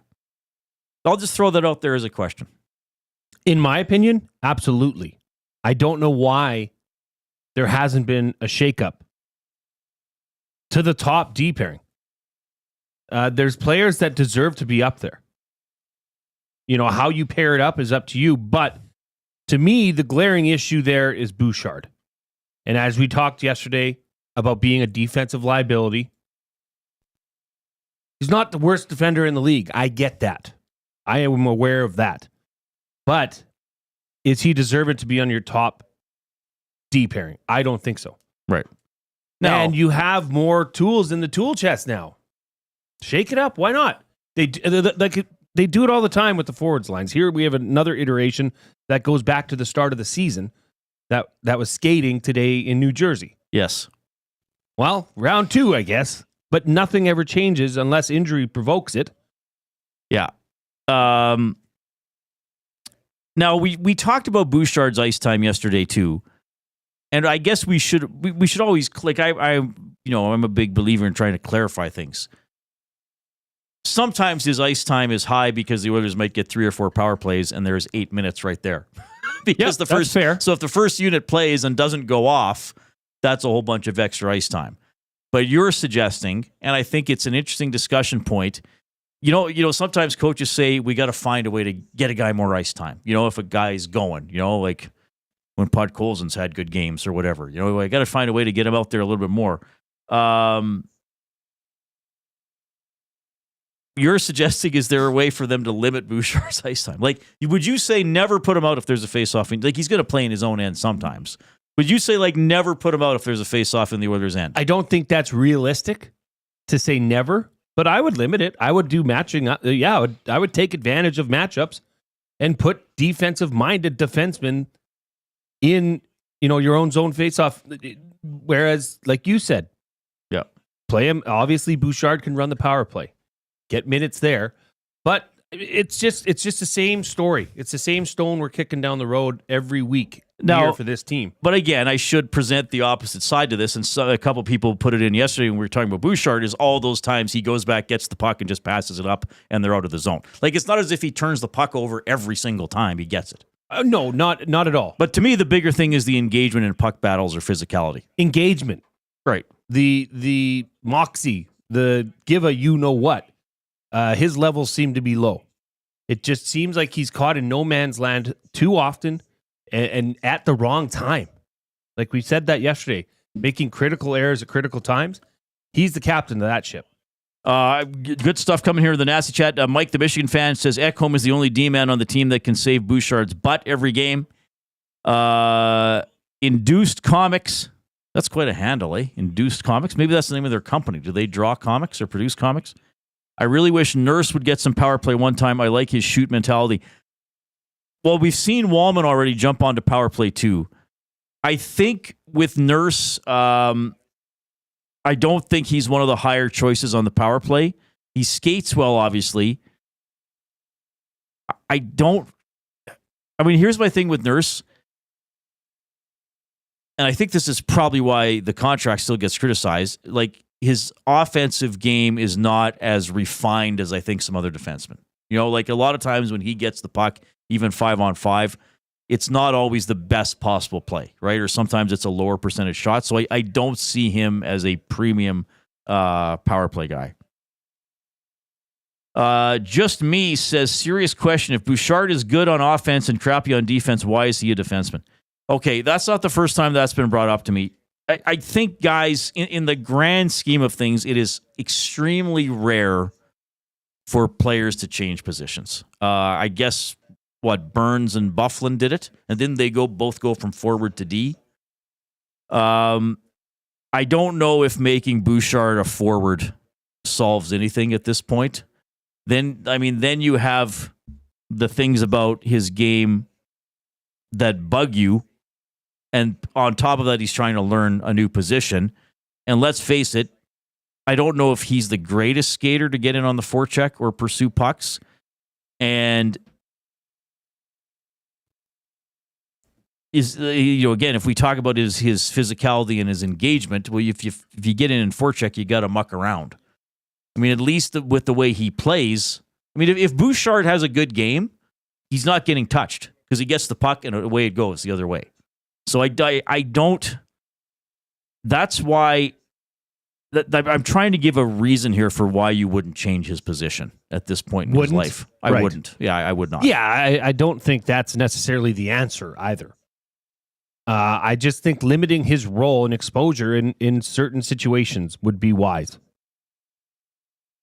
And do you think part of this possibly, Reid, is that there's not favoritism, but there's the benefit of the doubt from the coaching staff to the players that were, Bouch played very well in the playoffs last year. Well, but again, that's like we talked about yesterday. That's the whole problem with this team. There's 9 or 10 players who really shone in the playoffs or played at or near their potential who have dropped off from that. Well, even McDavid and Ekholm, though there may be other factors contributing to that, you still got to look at the performance and say it's not quite where we thought it would. Well, look no further than the person that's been pigeonholed on the top line as a winger, who is having one of his worst years of his career in Ryan Nugent-Hopkins. I know that people may not want to hear that because everybody loves RNH, but listen, facts are facts. He's not playing well.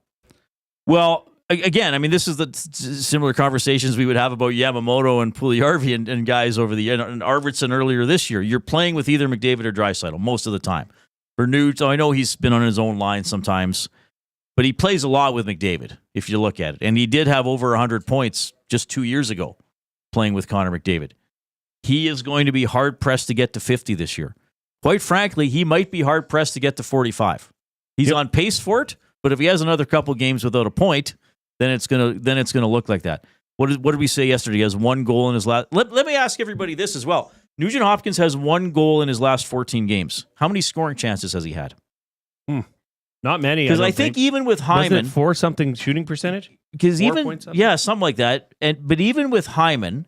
And look, I don't think anybody thought he was going to get back to 54 goals. But I thought he maybe could score 40. But even Hyman... And even earlier in the year when he had that big drought, it was kind of like he was still around the net. You know, like he wasn't totally not getting chances. Like how many grade A shots does Nugent-Hopkins have in the last 14 games? I off the top of my head, I would think not many. Not many. No. I mean, Connor Brown might have more. I mean, Connor Brown had one last game when he hit the post and he scored the previous game. Take away Nugent's power play points. How many points does he have this season, do you think? So what is he? Is he at 49? No, sorry, he's at 39 points. Yeah. So how many non-power play 5 on points does 5. he have? Oh, I don't know. I'll say 24. 16. Really? Yes. 8 goals, 8 assists, 5 on 5. Wow. That's your top line winger. Right. And, you know, Skinner's just drawn back in, maybe because Janmark's sick. I don't know. But, like, you know, that's the thing. It seems like people are in those spots, like your top pairing D, like your top line, and that's it. There's no movement. There's no nudging there to try things. I think RNH would look great with Draisaitl. I understand that the way these lineups were practiced today, if that version of the Oilers can get rolling and get production offensively, that's a win-win-win-win-win. That's what it was projected to be at the start of the year. That was the top 6 projection. That was the top 6 projection that Ardvidsson and Jeff Skinner were finally going to be the wingers for Draisaitl. That he wasn't going to be alone or was going to have to get put with McDavid. Now, Draisaitl's been excellent to me regardless of his wingers this season. Yes, he's been great with McDavid. I think he's been great without McDavid. But yes, it's basically a top 6. If we look at that as your top 6, it's a top 6 with one player who is performing at or above what we thought he would do. And I would say Draisaitl, he's maybe even exceeding some very high expectations. Oh, yeah. Now, McDavid is still even if we say McDavid is slightly below expectation, that's a bit of an absurd comment because he's still one of the top scorers in the league, right? He's just had stretches where he hasn't looked like himself. But Nugent, Hyman, and again, I'm not necessarily questioning their effort or anything like that, but it's, you know, something's not quite clicking. And then Skinner and Ardvidsson have been discussion points all year long. Induced Comics saying, what did they say? That they do have something to do with the comic industry. Now I can't find it. He's a comic binder. I'm serious. I looked at really? It's comic book publisher. Oh, Yeah. neat. And Induced Comics also saying Nuge is predictable in the ozone. He defers to 97 and 29 too much. And does he try the little drag move and then try to get his shot off too much on the power play? Like he just got his shot flat out blocked by a guy who was waiting to block it against Buffalo a couple of times.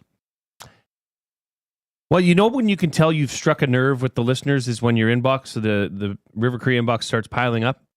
So we'll have lots to talk to after the break. This seems Are they happy, unhappy, or just opinionated? There's both, Reid. There's Matt at the Garrison agrees. Need to find a way to limit Bouchard's minutes. Give those minutes to Wallman. But there's actually some really good questions here revolving Bouchard and what's going to happen with him. Oh, good. I love trying to predict the future. I know you do. 2025 Stanley Cup champion Nashville Predators. That's why I'm saving them, bruh. By the way, portions of this hour are presented by Canadian Brewhouse. Get the Canadian Brewhouse Express lunch served in under 15 minutes, or it's free. Dig into the Turkey Club sandwich or Alberta. How do you say it again? Wagyu? I always say it wrong. Wagyu ravioli. And then Coop says it a totally different way. Wagyu. Monday to Friday until 2 p.m. More from you on the Oilers when we get back.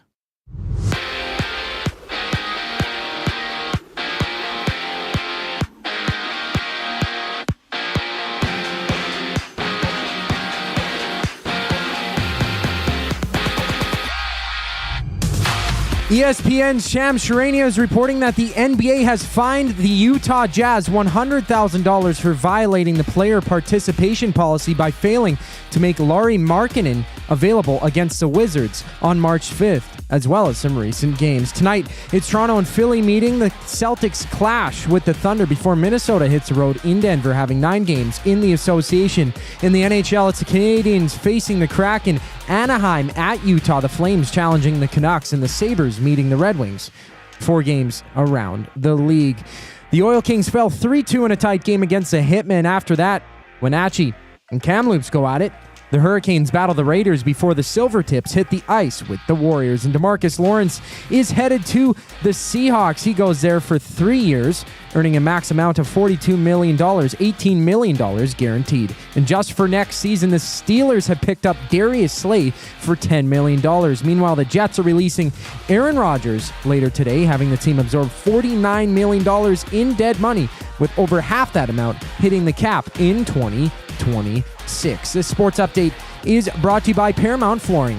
Proudly serving Edmonton and area for over 30 years, their showroom offers all the best and latest in flooring, tiles, and area rugs. Tell them EST sent you for 10% off your next purchase. You can shop in-store or online at ParamountFlooring.ca.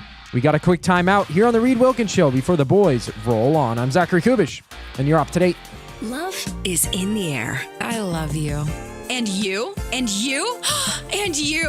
Why choose between your beloved items? Sentinel Storage, keeping your treasures safe to be loved again. Try 4 weeks free. Details at sentinelstorage.ca.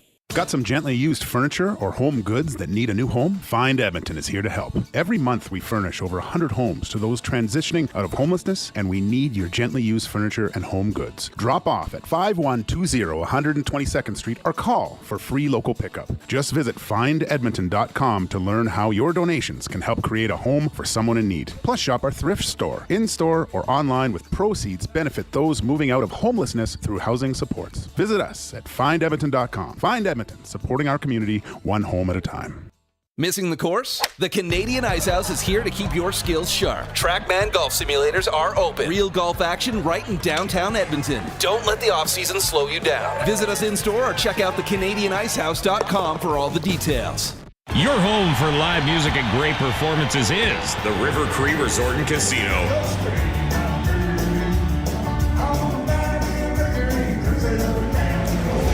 Don't miss the internationally recognized tribute, the Alan Jackson Experience, April 18th at the River Cree Resort and Casino.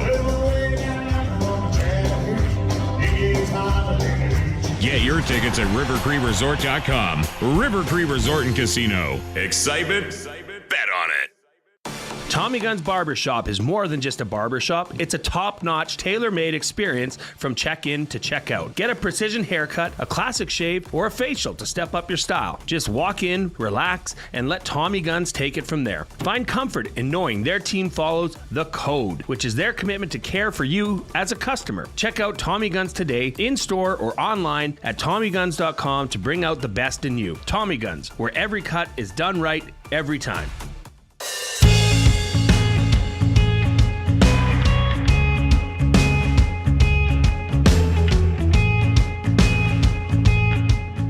All right, thanks for joining us this afternoon. Tomorrow at 4:30, this show will be interrupted to bring you the GCL Diesel Oil Stream pregame show with Tom and Hernan. Oilers at Devils tomorrow at 5:30, and then the same times for the coverage leading into the Oilers and Islanders on Friday. If you are joining us through one of the audio streams, thank you. We got, what do we have? The iHeartRadio app, the TuneIn app. You can get the audio through EdmontonSportsTalk.com. If you also enjoy a video element to the show, and why wouldn't you, then you can take us in on YouTube, subscribe to Edmonton Sports Talk, and if you're in there today, click the like button, that little thumbs up. We are on the verge of getting to 100, so let's get there before the halfway point of the show at the bottom of the hour, and then we can finish our climb into Word of the Day territory. We are talking about your Edmonton Oilers and Nugent-Hopkins and Hyman and the top line. And we were talking about Bouchard, and we have some feedback coming in on the afternoon inbox presented by River Cree Resort and Casino, home of Tap 25 Restaurant. The entire menu, 50% off 7 days a week from 2 to 5 p.m., J. Milne. Norman the Combine says it's not just Bouchard. The team only goes if the core is going. The core is not playing well. The entire team defensive play is poor. The goalie can't bail them out 54 minutes of the game. That's a fair point. Bronco Nick, could the Oilers be coasting because they know they will make the playoffs and know what a long grind it is? I don't know if that's their thinking at this point of the year. I don't think that's actually something you can mentally do. Yeah, as an athlete, as a professional athlete. I do think there are teams who understand you don't need to sell out for every single shot block and body check on December 2nd some nights. You know, Sure. like I think there might be some nights where a team might get into a game and think, I think we can win this one with just maybe keeping it quiet tonight. But no, I do think the Oilers believe that they know how to play in the playoffs, but I don't think that is what is holding them back lately, personally. This comes in from Grass Grower. Reid and Saskatoon Muncher pretty much had a very similar text. Reid, do you think there's a world where Edmonton offers the Bouchard camp a shorter-term deal that takes him to UFA to get the dollar down? Yes, I think that's exactly what's going to happen. He suggests, I think it's quite likely, I should say.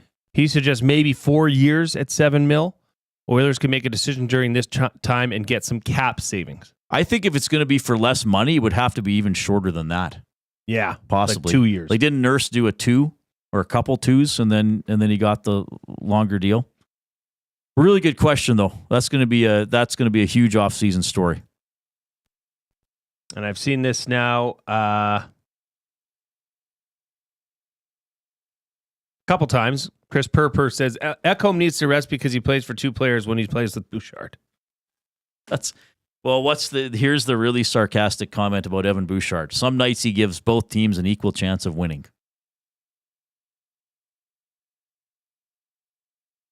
But yeah, I mean, look, ultimately this season will probably be remembered by how they do in the postseason. But that doesn't mean there are some things right now that need to get cleaned up or have people feeling better. Well, I mean, you went through the numbers yesterday of the lack of scoring in what was it, the last how many games? They're 17th in the league in goals for in the last 14 games. I guess that doesn't include now the games last night. So they're middle of the pack offensively. And what was it, 28th or something like that in goals against per game? Maybe it was even lower than that. Corey Perry was second in goal scoring. Right, but that's what I was saying yesterday. Who's a threat to score? Number 1, Draisaitl. Is Perry number 2? Like, is Perry above McDavid for a threat to actually score a goal? Maybe not. By the numbers, he'd be ahead of right Nugent-Hopkins, now, and maybe he'd even be ahead of Hyman. I mean, Corey Perry most of the time doesn't play with one of the big guys, right? He usually plays on one of the bottom 2 lines. I mean, Nuge right now, his points per game is .61. Right now. At this junction of the season. His lowest prior to this was in 2016, 2017, when it was just over half a point per game. And that was the year they broke the playoff drought.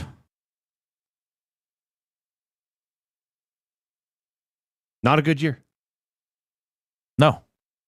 But that's kind of my question, Reid, is how is it stubbornness?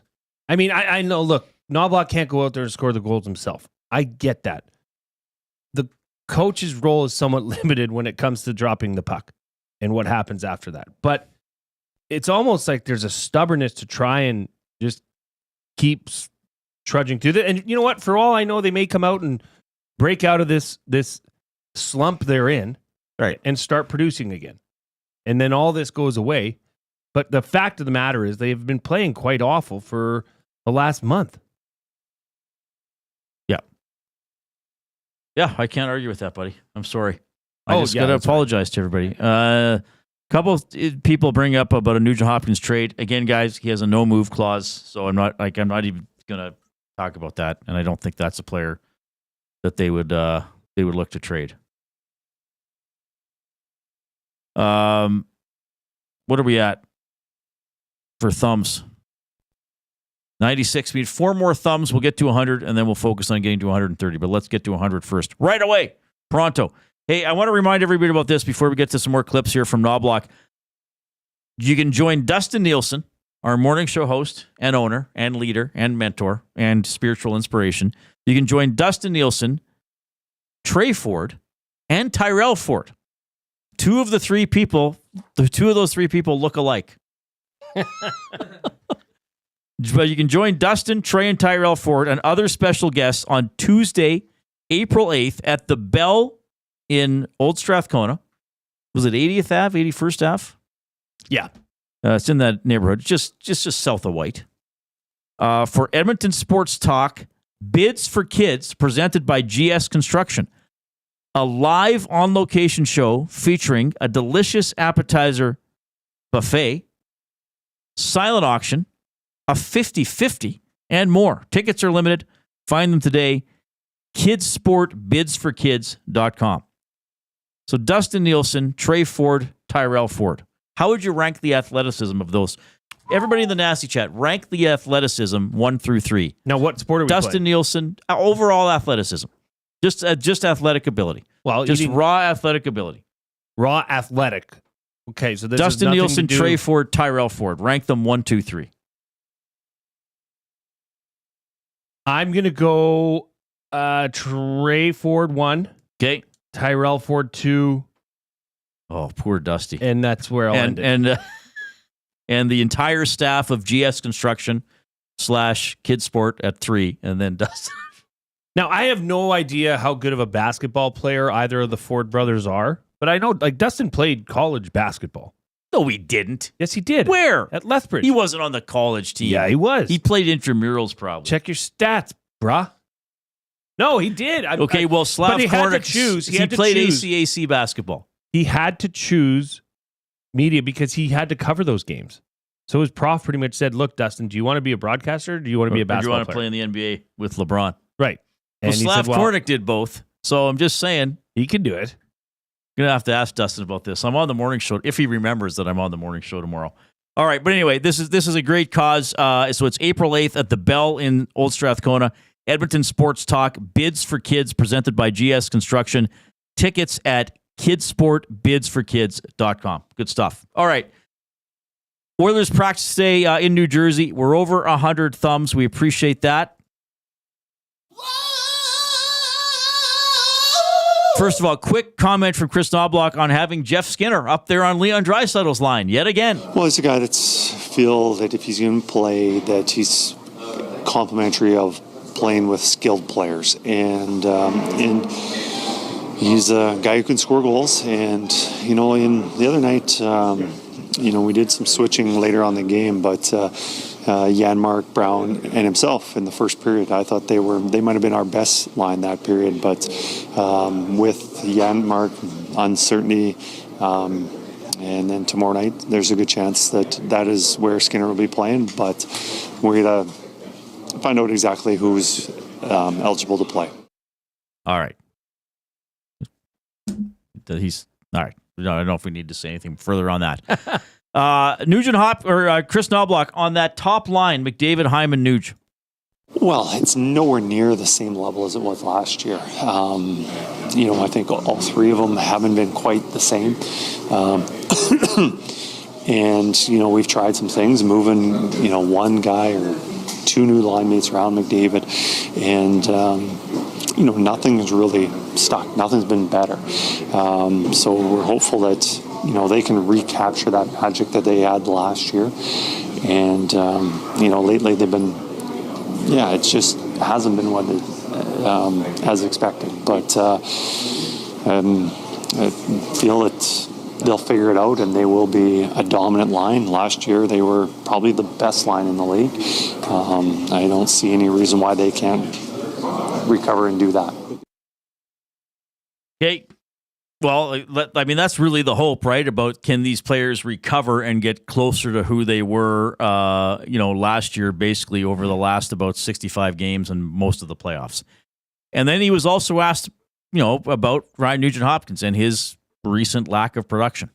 Yeah, he's had a few chances in the Buffalo game. First period, a couple of rebounds later in the game.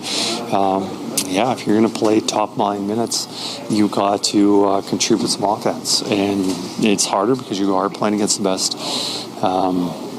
matchups to shut down centerman, best D. But, you expect your top players to be your best players. And when you're on your top line, that's what I expect of them, because that's what I think of them. So there's a lot of positives to his game, but I would like to see a little more offense chipping in. All right. Well, of course. I mean, they pretty much need more offense from everybody. But if you're on the top line, and if you're Connor McDavid's winger, you should have more than, what does he have? 0.63 points per game? 6-1.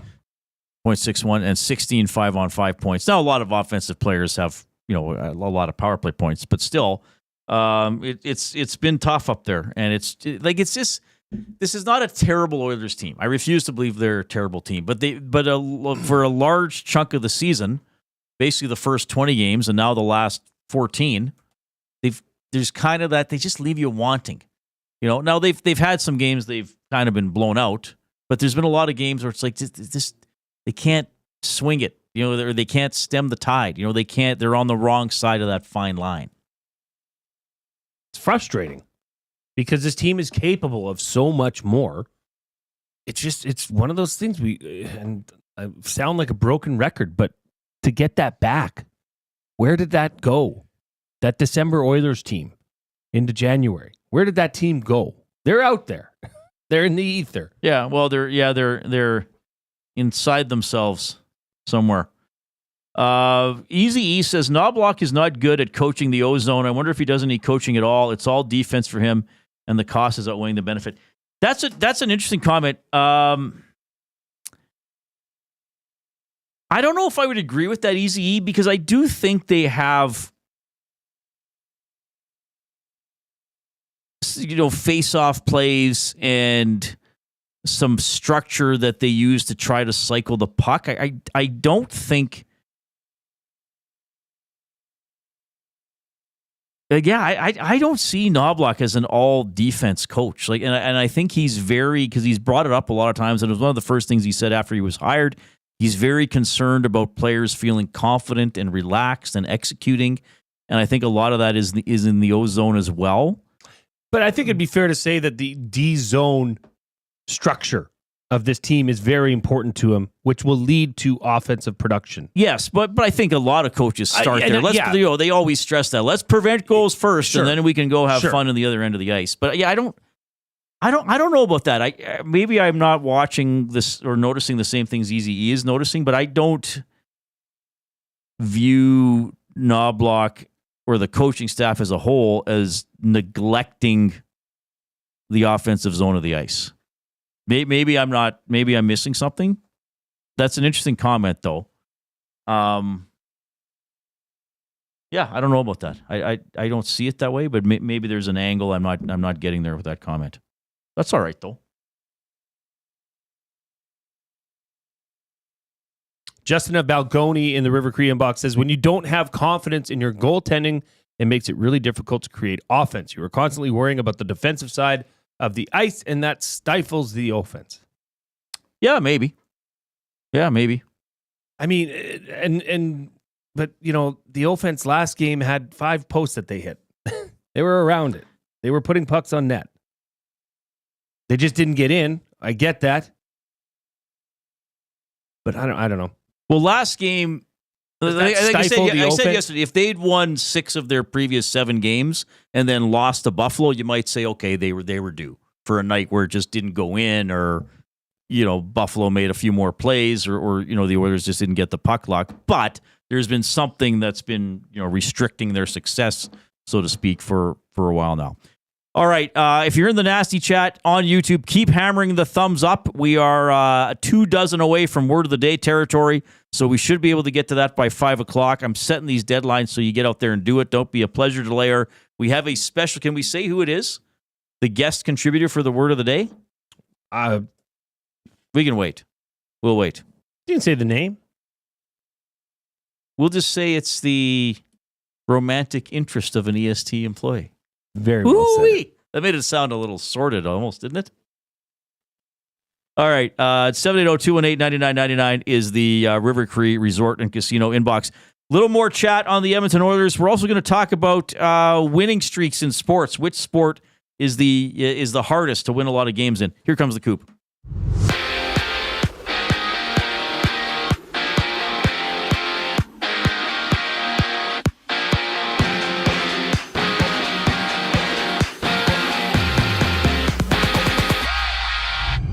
Just 4 games on tap in the NHL. Vancouver hits the road in Calgary. The Canadiens and Kraken face off as the Ducks meet the Hockey Club, and Detroit hosts Buffalo. In Edmonton, the Oil Kings lost 3-2 against the Hitmen. 5 other games on tap, including Red Deer at Swift Current.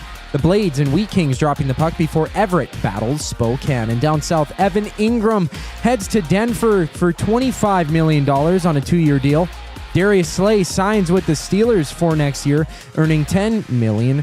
And 2 major cuts around the league. The Jets have made it official with cutting Aaron Rodgers, and the Rams dropped Cooper Kupp. New York will absorb $49 million in dead cap with the move on Rodgers, over half of that amount being taken on in 2026. And the Utah Jazz have been smacked with a $100,000 fine for failing to make Lauri Markkanen available to play March 5th, effectively violating the NBA's player participation policy.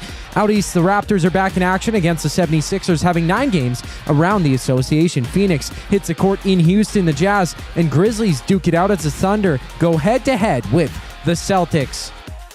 This sports update is sponsored by Find Edmonton. Find takes your unused furniture and home goods to help those moving out of homelessness.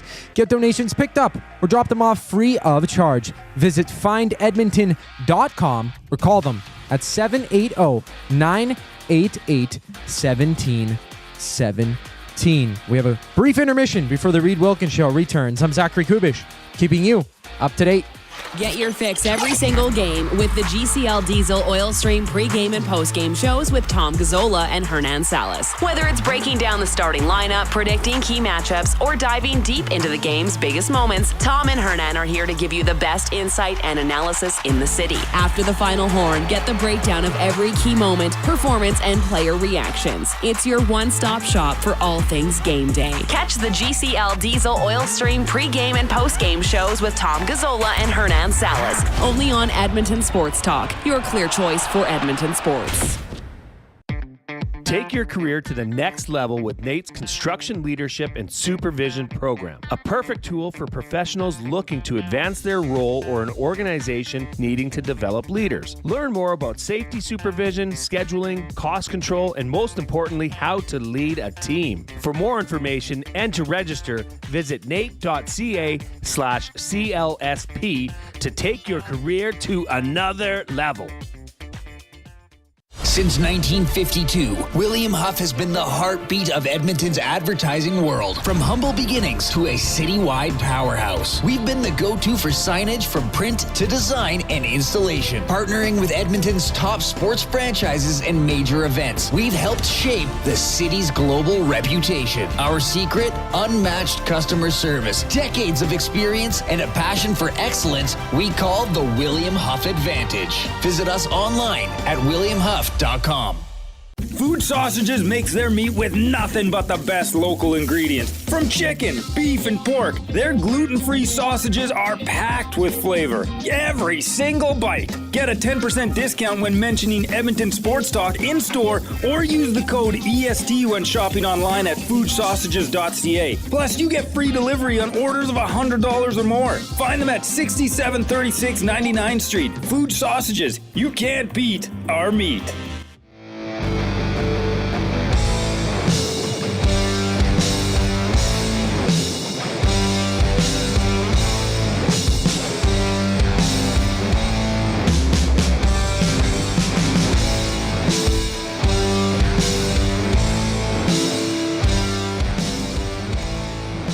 Good to have you tuning in this afternoon. We're going to have to turn on the EST. What channel is the Champions League? What's going on with Champions League? Do we get the game?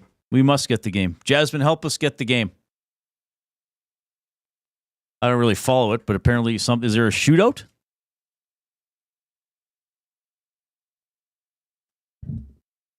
Let's find out. We got the ESTV for a reason. By the way, portions of this hour are presented by Canadian Brewhouse. UFC 314 going down to the Canadian Brewhouse April 12th. Catch the action on the most TVs with epic food and drinks. Don't miss it. Our house is your house. What, Coop? What are you doing, Coop? I'm getting hyped. Anytime you read that liner, specifically about the UFC, I get hyped. Okay. Jesus, we thought you had. We thought something was going on the way you were. Thought you had a waving your Premier hands. League update. We thought, yeah. I'm glad you're excited for something. Yeah, no, that's good. We're glad you're excited. We're glad you're hyped about that. I'll just leave it at that. That's monumental and epic from the Cube. Keep hitting the thumbs up on YouTube. 17 away from Word of the Day territory. And then we'll see if we can get to double Word of the Day territory with 155. So Oilers and New Jersey tomorrow. The New Jersey Devils are sitting third in the Metro Division, 35, 25, and 6. That's a 576 points percentage. The Oilers percentage, 609, 37, 23, and 4. Should point out the Kings have won 3 straight. They are a point behind the Oilers with a game in hand, and the Kings now have a slightly better points percentage than Edmonton, 611 to 609. Edmonton 5 points behind Vegas. They lost, was it overtime or a shootout yesterday? So that's where we stand there. All right, any other text you want? Oh, I got a limerick to read from YYC No Flames Foamy. Who says, I love you, Papa Reid, first of all. My playful jab drew Reid's ire amidst an Oilers tire fire. No cups for me, just like Kelly. Will Stan seek a Bouchard buyer? That's a really good limerick. Very good. That's a really good limerick. I had another one come in, too. This comes from Box Numberer. The Winnipeg fans are so cool. They never sound like a fool. All of us know they text to the show because they know Oilers rule. Well done. Apparently, we've missed the Champions League game. Real Madrid, or Real Madrid, as we used to say in Evansburg, apparently has won on penalties. That could be a spoiler for people. I'm going to get mad now. People looks like it went, taping the game. Is there a penalty shootout more Real Madrid than that? I don't know. Is there? I don't know, Reid. I have no context for Real Madrid penalty Well, let's kicks. make it up. What do you mean? I don't know. What's more? Well, I'd sooner not make up things about the stuff we report on. They substituted a cannonball for a soccer ball, and the opposing players broke their feet when they tried to kick. I don't know. So Real Madrid through to the quarterfinals and will face Arsenal. Oh, neat. Okay, that's exciting. But there's controversy, apparently. Maybe we should get Lieutenant Eric on. Was he watching? Huge English Premier League guy. Right. Well, one of the teams was in the English Premier League. The Champions League, sorry. Champions League, right. Okay. Oh, apparently a player was deemed to have touched the ball twice before scoring. Yeah, you can't do a double hit, can you? On a penalty kick? Major no-no. That's a major no-no. All right. Well, we'll have to watch the highlights because it's over and we can't get it on the TV. Oilers tomorrow and Friday and then Sunday as well when they play the New York Rangers. Those are the next 3 games of the road trip. Again, Mattias Ekholm will not join them. Mattias Janmark didn't practice today. He is sick. And yeah, people are talking about now this double touch. So did they allow the goal or disallow the goal? The goal was canceled. So he scored, and then the official said, no, that was a double touch. And this was for Arsenal, and then Madrid won? Is that what happened? Goob? Goob's leaving. Goob's had enough. Goob's walking out. Goob says, I'm out of here. I am out of here. Okay, well, this is a little bit of... I want to see it now. What was the score in the game? Do you have it there? 1-0. Real Madrid wins 4-2 on penalties. Okay, so they cancel the goal. Oh, sorry that my audio's coming through, everybody. How did he touch it twice?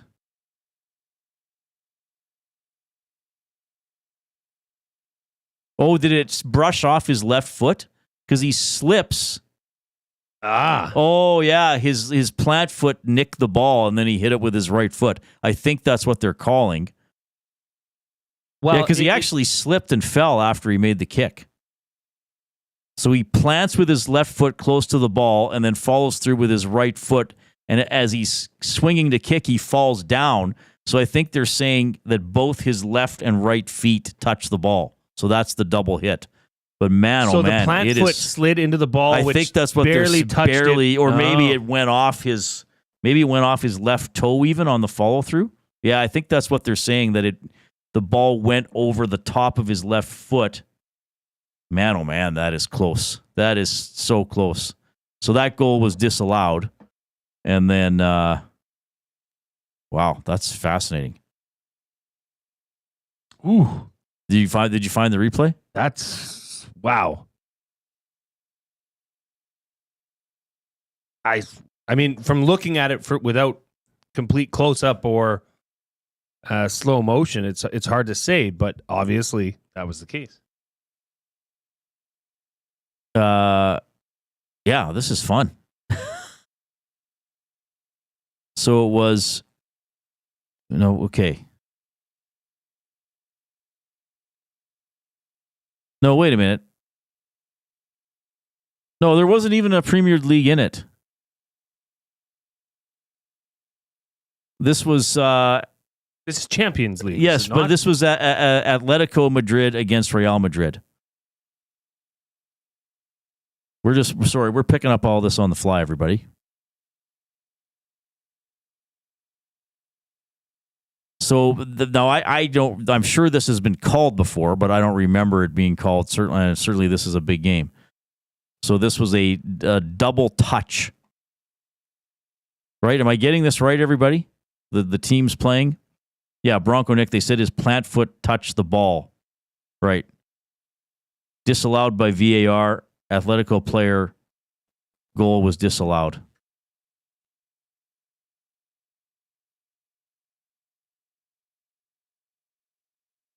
So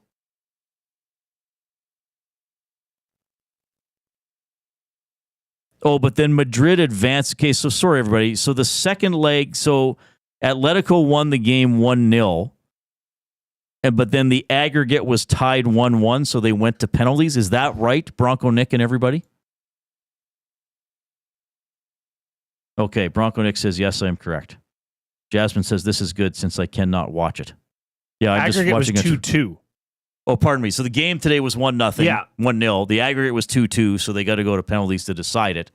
So the team that lost the game today won the penalty shootout. And there we go. Okay. Wow, exciting. Can you are you when you see that replay, Jay, are you certain that it went off his plant foot? No, but I haven't seen anything, like I said, super slow-mo or... Right. Here's a... I mean, those they don't really screw that up, I don't think. I don't think that's up for debate. But I just don't know if his plant foot hit the ball before he hit it or if the ball goes over his left foot as he hits it, right? But, I mean, they made the call. Yeah, some people are saying there's no double touch. Other people are saying it's imperceptible. Well, here's a gentleman who says it's a blanking disgrace. Social media is going to love this one. See, the ball his left foot plants really close to the ball and he starts to slip, but I don't see the ball move till he strikes it with his right foot, and then his left foot continues to slide into the path of the ball. So I wonder if after he struck it with his right foot, the ball ticked his left toes, and that's the double touch. You know what I mean? Yeah, like it almost seems simultaneous, right? Right. But I guess that would mean double touch. If it is, in fact, simultaneous, right? Right. Wow. God bless football, This is eh? nothing like it. Nothing like it. Oh, man. Yeah, like people are now zooming in on screen caps and all this stuff. Oh, my goodness. This is going to end well. It's going to be a riot. I shouldn't joke about that. There have been riots in soccer. Okay. I want a VAR or VAR in real life.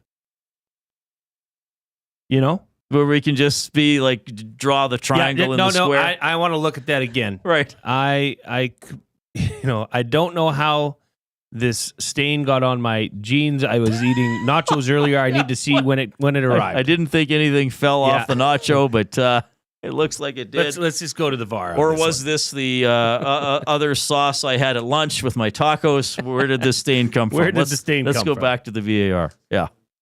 Jode says it's soccer. Who cares? And then goofy face. That would be controversy is always interesting. I know Jode's just joking around. That would be a fun off-topic topic. What do you need VAR for in real life? In real life. Yeah. Okay. Let's push back our buying or selling. We'll combine it with the other discussion we have. Why don't we do game of the night now? Yeah. Let's do game of the night now, and then we'll do our the other two topics we had. Well, sort of combined topics later on. The game of the night is presented by Play More Tables and Games. Play more tables and games. Which I somehow have... Oh, there it is. No, I've deleted this accidentally from my sheet. What happened? This VAR is really... We should have had a VAR on that. We should have a VAR on that. I've messed up my own sheets here. There it is. Game of the night. Play More Tables and Games. From ping pong and pool tables to darts and dome hockey, plus all the classic arcade action you could ask for, visit Canada's Game Room Experts, locations in Edmonton and Calgary, or online at playmoregames.ca. Okay, my game of the night is going to be Flames Canucks. Thanks to Jasmine. She sent me something earlier. I got to find it now. If the Canucks, get this, if the Canucks win in regulation, their chances of making the playoffs will be 33.6%. If the Canucks lose to the Flames in regulation, 16.1%. So this is a big game in terms of determining which team might sneak into the playoffs here. My game of the night is going to be the OKC Thunder going to Boston.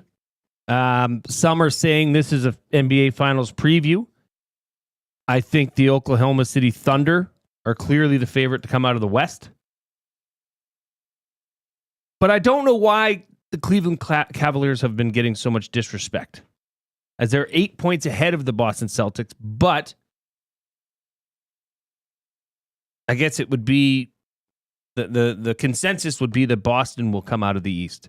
So this is a huge game to me. I mean, Oklahoma City's 53-12. They've lost 12 games. And I mean, Boston's no slouch, 47-18. But yeah, that'll be mine. Starts at 5:30 here, which is in about a half hour. Oh, we can watch it on the ESTV. All right. Keep giving us the thumbs up on YouTube. We are so close to 130. Let's get there by the time we get back.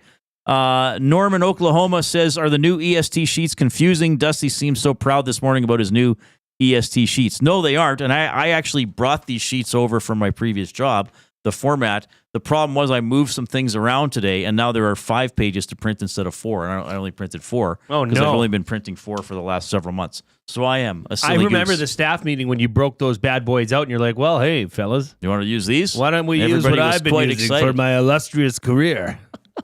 Oh, thanks, Jay. That's exactly how I sound. Yes. Would you like, Jason Milne, could you perhaps ask if I could bind those sheets together for Mr. Wilkins? Then they're all in one spot for him to use throughout the course of the program, 3 to 6 p.m. on every Edmonton Sports Talk every weekday. All right, 5 o'clock break. The EST Hangout. She smokes her on the back of the head with the baton. I think it was twice, right? Boom. She's got did she say she's got a cracked skull? Potential cracked skull. Thank goodness the other girl's okay. No, she has a skull fracture. I know, but like it could have been worse. She didn't. killer. And hole in head. Not okay. The EST Hangout, presented by Sentinel Storage. Weekday mornings 9 to 11, only on Edmonton Sports Talk. Your clear choice for Edmonton sports. You've always known GCL Diesel as the experts in diesel fuel systems, but did you know that GCL is also your source for turbochargers and turbo repair? As a turbo supplier for Garrett, Borg Warner, and Wholesat, GCL can provide genuine original equipment turbos at wholesale prices. Whether it's diesel, gas, natural gas, or performance, we can provide you with the turbo or custom repair you require. Turbo questions? We've got turbo answers. Visit us in the West End or online at gcldiesel.com. GCL Diesel, turbochargers, understood. At Mind360, we invite you to embark on your mental health journey in a safe and comfortable space. Conveniently located in St. Albert, Mind360 has a diverse team of experienced clinicians that offer a broad range of tailored services for children, adults, and families. Furthermore, we are very proud to serve our military, veterans, and first responders. If you're looking for counseling, treatment, or assessment, understand that you are not alone. Contact Mind360 at mind360.ca to book an appointment today.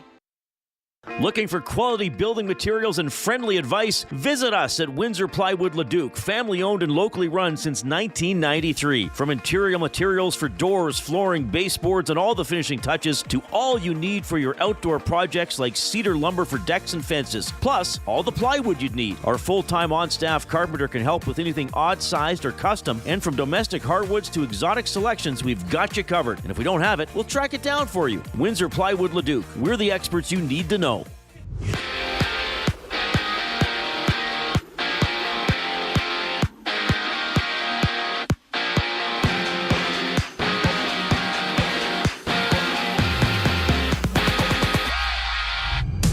Jonathan Giustini, former Golden Bear, he suited up for 5 seasons in the green and gold, has been signed by the Edmonton Elks. Meanwhile, the Oil Kings dropped an early game 3-2 to the Hitmen at Rogers Place. Prince Albert hits the road in Lethbridge. The Wild and Blazers go at it, and the Blades meet the Wheat Kings, having 6 other games around the league. And the Flames and Canucks butt heads. Montreal hits the ice in Seattle. Utah hosting Anaheim as the Red Wings battle the Sabres, seeing 4 games in the NHL. And the NFL sees Aaron Rodgers being cut by the Jets. New York suffering a $49 million cap hit in dead money, absorbing over half that amount in 2026. On the West Coast, LA releases Cooper Kupp after he spent his entire career with the Rams. More signings around the league.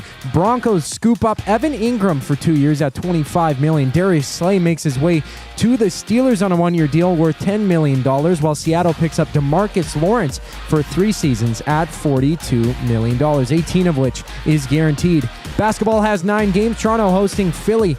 The Clippers going toe-to-toe with the Heat before Utah and Memphis tip off. I'm Zachary Kubish. That was your sports update. The third and final hour of the Reid Wilkins Show starts right now.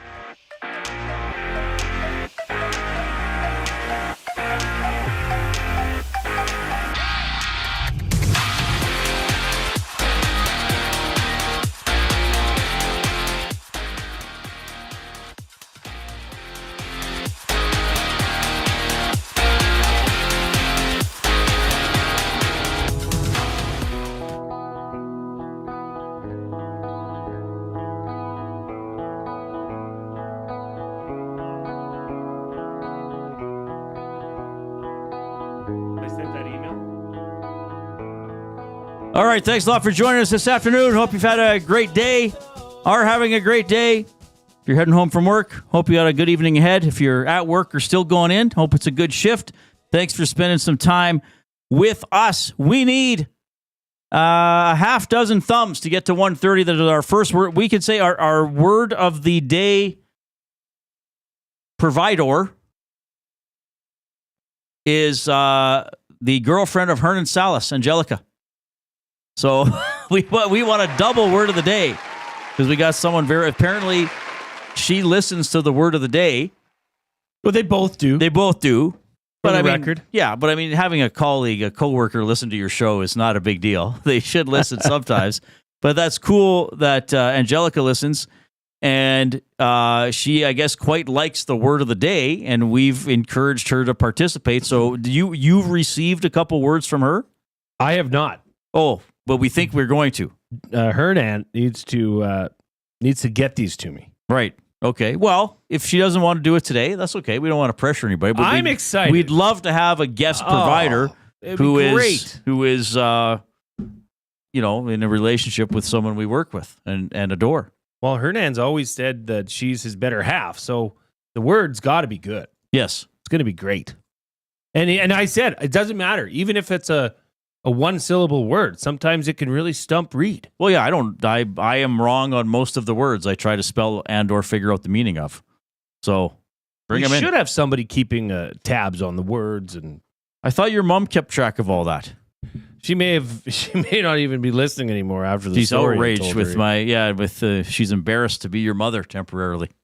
780-218-9999 is the afternoon inbox presented by River Cree Resort and Casino, home of the kitchen restaurant. All you can eat surf and turf for just $59.99 every Friday from 4 to 10 p.m. So the Oilers practice today in New Jersey. Game tomorrow against the Devils. Janmark not on the ice. He's sick. We might see Draisaitl with Jeff Skinner and Ardvidsson tomorrow.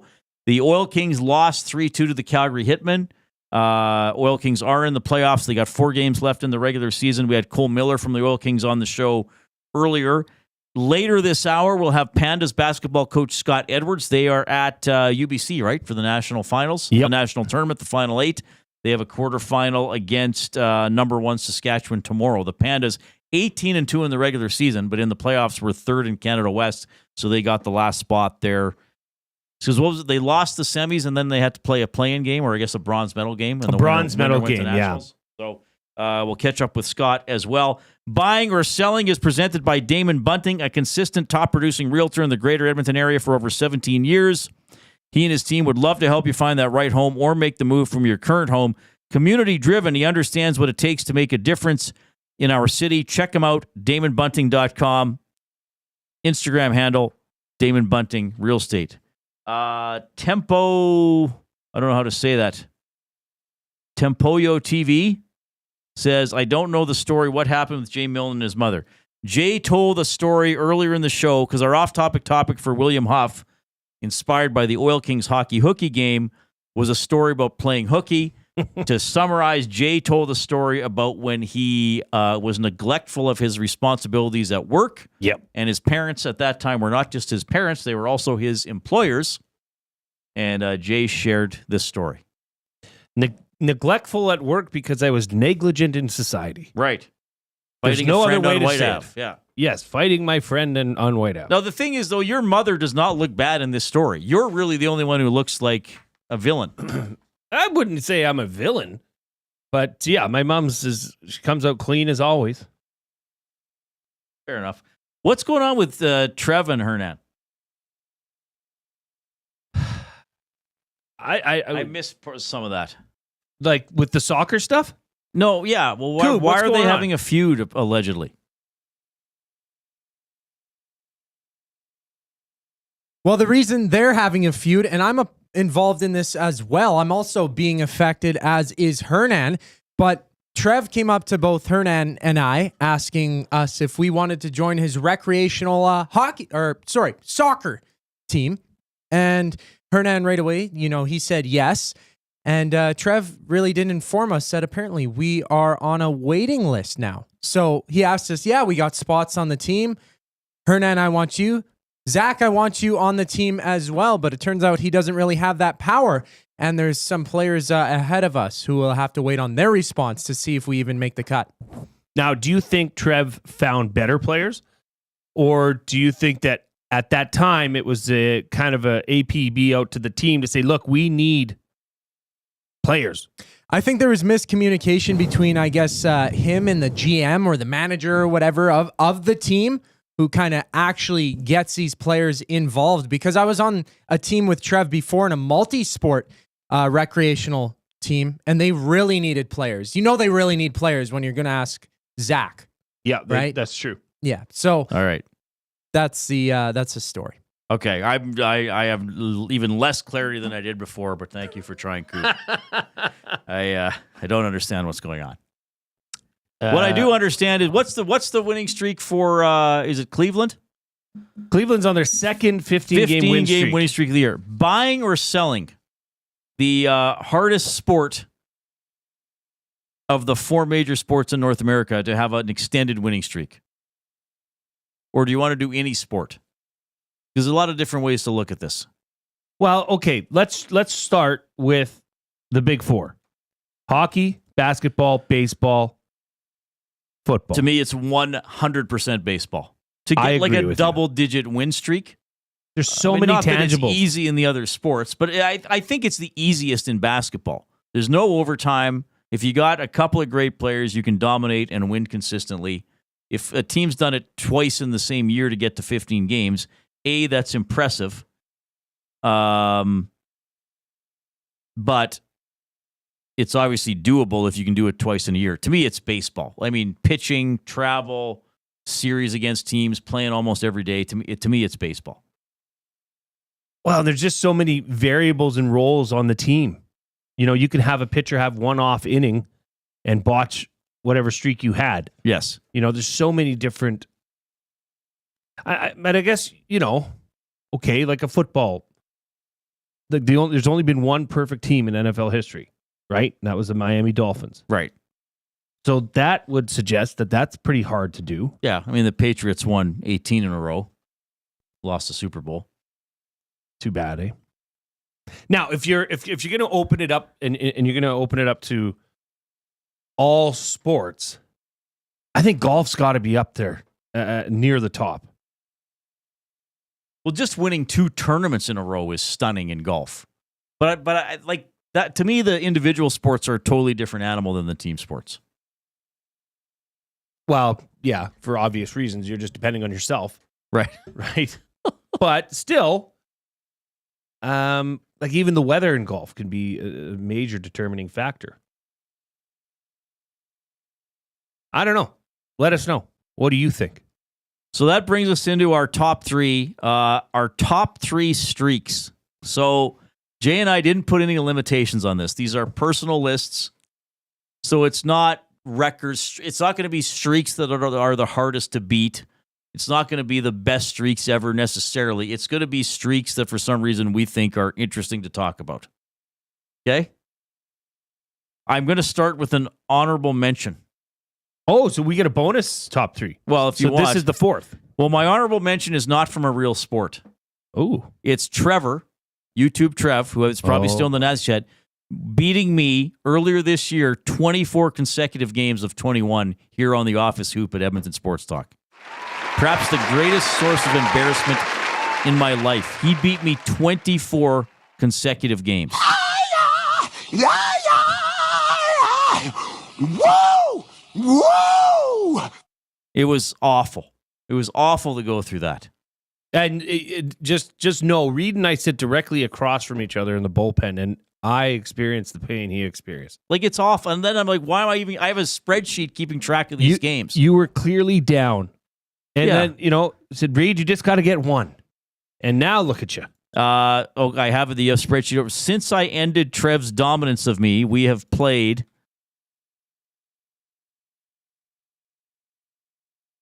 Hang on. We have played... How many have we played? 4-3. We've played 13 games, and it's 8-5, Trev. So, I mean, he is better than me, but 24 in a row, that was painful to experience. Yeah, but... And now some of that was Iwanik's fault, because he gave me bad strategic advice, and I took it, and it made it even worse. Well, you only have yourself to blame. And now I'm back to playing the way I want to play. Yeah, and that thing we found out today. Using math and angles, and Trev doesn't know this. Neat. And I beat Trev today quite dramatically. Yeah. So I think I might be wormed into his head a little bit. Sometimes all you need is a tape measure. And a tapeworm. Well, that's quite a streak. I'm going to mention this. These are 2 together for the next on my list, top 3 streaks. And the reason I included this one is because I remember reading about this in Sports Illustrated when I was a kid, and then I guess into my teens. The Columbia Lions football team lost 44 games in a row from 1983 to 88. So I immediately Googled that. I was like, that's a streak I want to mention. But then I learned that record has been not just eclipsed, but beaten into the ground. Prairie View A&M football, college football in the States, lost 80 consecutive games from October of 1989 to September 27th of 1998. 80 consecutive losses in football. 80 consecutive games. Like, that's got to be the most hopeless feeling in the world. That's pretty bad. That's horrific. Hey, Grant McEwen basketball, men's basketball won 2 games this year. Weren't they 0 for 18 the prior year? Yeah, they might have been. They've had some tough times. I remember Brandon women's basketball had a couple of winless seasons when I was doing play-by-play. Yeah. 40. How many games did they lose in a row, that football team? 80. How many? The previous record was 44. So how many games is in a season? Well, they 8? probably played 12 because it took from 89 to 98. That'd be 10 so games they were playing a season. about 10, 11 games a year. Yeah. Jeez. They weren't going to bowl games, obviously, unless the toilet bowl. Whoa! That's a good one. Yeah, what do you have? My streak is just my wife, April, before she was my wife, she was the Calgary Stampede touchdown horse rider. Oh, right. Yeah. For that year. And she was down there. I forget which game it was, but she saw a streak coming towards her from the opposite end of the stadium because she marshals kind of down by the locker room. And when they score, she'd take off and rip down on quick six, the horse. Right. But she sees a streaker and the crowd's going crazy, crazy, crazy. And this fella is buck naked. And she's like, what do I do? Because he's running towards her because that's where there's an exit, an on ground, like a field level exit. Right. And he's running closer. And here she turns out she went to high school with that guy. Oh, my goodness. Yeah. I wondered if you were going to bring a streaker into this, to the top streaks. Had to. I have Tiger Woods, 281 straight weeks. Ranked number 1 in the world golf rankings from June of 2005 to October of 2010. The second longest streak, Tiger Woods, 264. Greg Norman was number 1 for... So just to show you the gap, Greg Norman in the 80s was number 1 in the world for 96 weeks in a row. Scheffler is currently at 95 as the world number 1. Tiger Woods was the world number 1 for 281 consecutive weeks. And then... I don't even know how I stumbled across this one, Jay, looking it up, but this is a fun one. This is consecutive saves by an NHL goaltender in the shootout. Henrik Lundqvist stopped 25 consecutive shootout attempts from March 27th, 06 to December 7th, 2006. This was boosted by him making 13 saves in a shootout against Philadelphia on October 7th, 2006. But, like, think about this, because these are spread over different games, different opponents, and as we know, it's facing a breakaway against the other team's top offensive players. I mean, usually about a third of the shootout attempts go in, right? Wow. Henrik Lundqvist stopped 25 consecutive shootout attempts in 2006. And the long one was 12? He did 13 in one shootout against Philadelphia. I didn't look up who the other goalie is. That goalie would have stopped 12 and lost. Can you imagine? Like, if you had a run of 25 shootout attempts as a goalie and you stopped 21, like, you'd be exceptional. He stopped 25 in a row. Wow. I didn't see you going this direction. Like, I know. That's why I did it. So, okay, continue. No, I'm done. Those are my 3. I thought you had Peer Review Football, Tiger Woods, and Henrik Lundqvist, and then the bonus of Trevor beating me. I thought you had Oral Hershiser's scoreless innings. I left it off because I thought you had it. Well, I didn't. Okay, well, Hershiser threw a lot of scoreless innings in 1988 and won the World Series. Wasn't it? And the Sports Illustrated Sportsman of the Year. How many innings was it? It was like... 50, I think it's 59.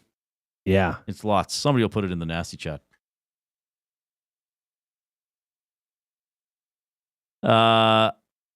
Hernan's getting a lot of requests to play indoor soccer with people's teams. Is Hernan a good soccer player? I don't even know. Probably. He's a good athlete. I don't know what his sport is. I mean, like, Trev apparently is a good soccer player. Yeah, Trev's a good athlete too. I think Trev's like one of those guys. He'll just get out there and play. He's not really. I mean, he's a good participator. Mm-hmm. He's not shy. He's not worried about maybe looking dumb. Because why would he look dumb? He's Trev. Until I maybe make him look a little foolish when I win several games in a row in 21. So Angelica has sent in. Okay, so here's the thing, everybody. We got to get to 155 thumbs so we can get to both of Angelica's words. Well, she's only sent one. Okay, I've not. And we're at requested a 129 thumbs. We're not even at a single word of the day. We need one more thumbs up. Okay, here's how it works, everybody. If you're in YouTube, click the thumbs up if you haven't. If you already have, text a couple other people to check out the show, use their YouTube account to give us a thumbs up and subscribe to Edmonton Sports Talk. And if they haven't started listening to it already, if they've already started listening to it, tell them to check us out for a few minutes. We got a coach leading his team at a national tournament when we get back.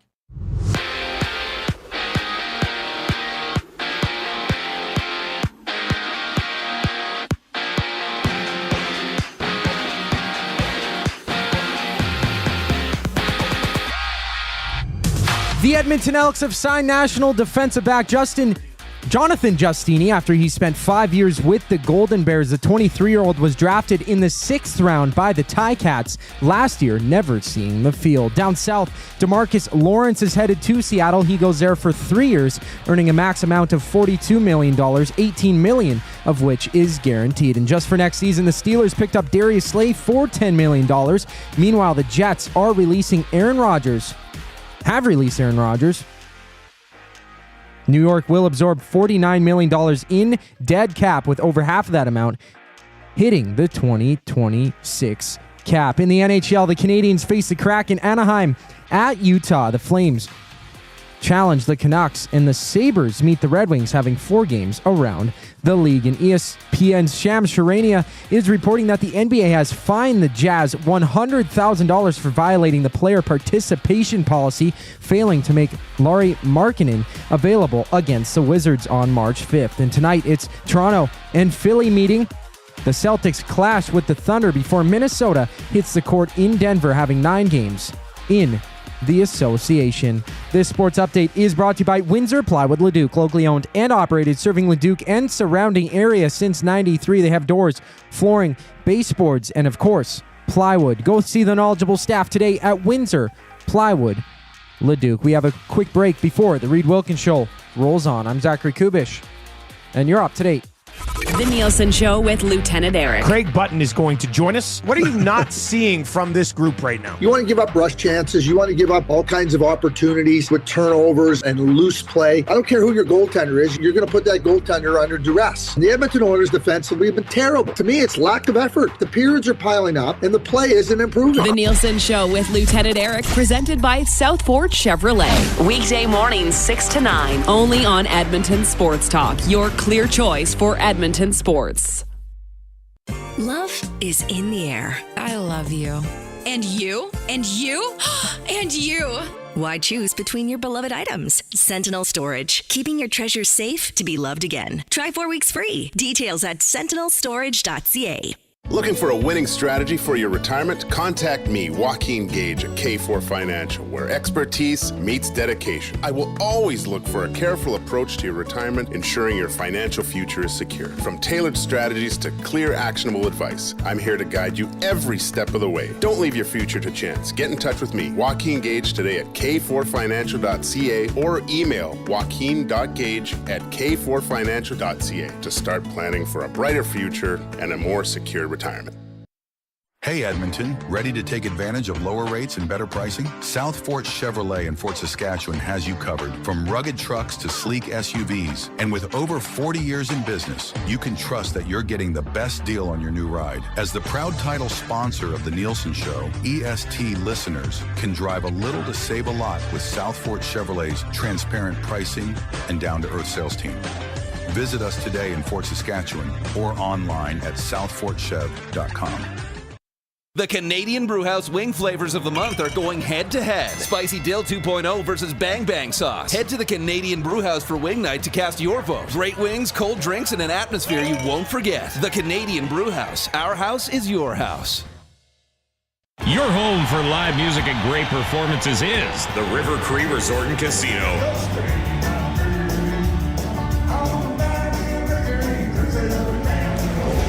Don't miss the internationally recognized tribute, the Alan Jackson Experience, April 18th at the River Cree Resort and Casino. Get your tickets at rivercreeresort.com. River Cree Resort and Casino. Excitement? Bet on it.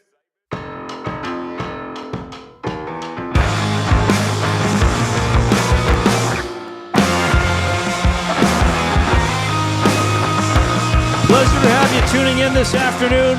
Along with Jason Milne, I'm Reid Wilkins. We're with you until 6 o'clock. We'll be back with you at 3 o'clock tomorrow. Of course, our live programming on the station will resume at 6 a.m. with the Nielsen Show. Tomorrow, this show will be cut in a couple pieces. We'll go from 3 to 4:30, and then Tom Gazzola and Hernan Salas will take over the stream from 4:30 to 5 for the pregame show to tee up the Oilers and the Devils. And then Jay and I will be back from 5:30 to 6.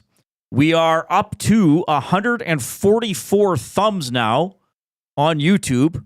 So we need 11 more to get into double word of the day territory.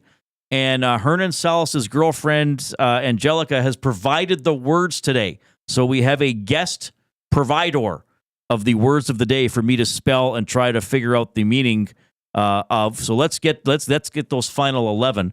So we get both words that Angelica was kind enough to prepare for us. It's always a pleasure to talk to this guy. He's the head coach of the University of Alberta Pandas basketball team. They are chasing a national title. It is Scott Edwards checking in from Vancouver. Scott, where are you right now? Where'd you find a quiet... Are you back at the hotel or at the gym somewhere? I can't tell from the background.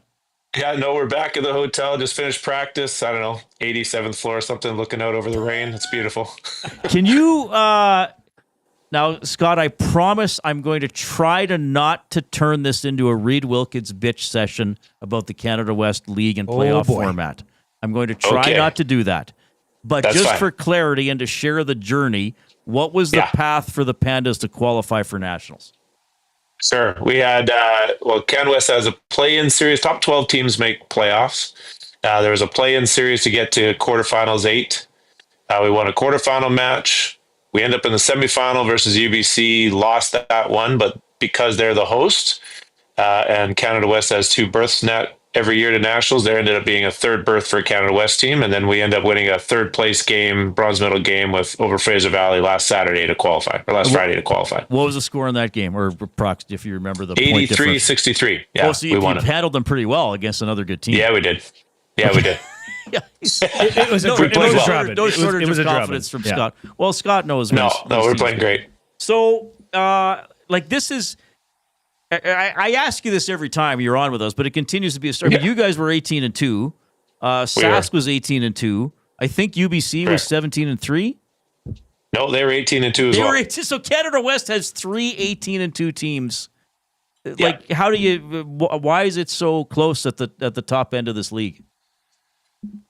There seems at this point, or this season specifically, a really big gap. Even like a team that didn't qualify for nationals, Calgary Dinos went 16-4, and they were the 7th or 8th ranked team all year, and just happened to lose out to Fraser Valley actually in the quarterfinals, and didn't make it here. But I mean, of the top 15 teams in the country, I think 4 of them even were on the prairies with the Regina Cougars as well. And so Canada West has been strong. It's historically being strong. This year seemed to be even more strong, and even more so within the conference at the highest end.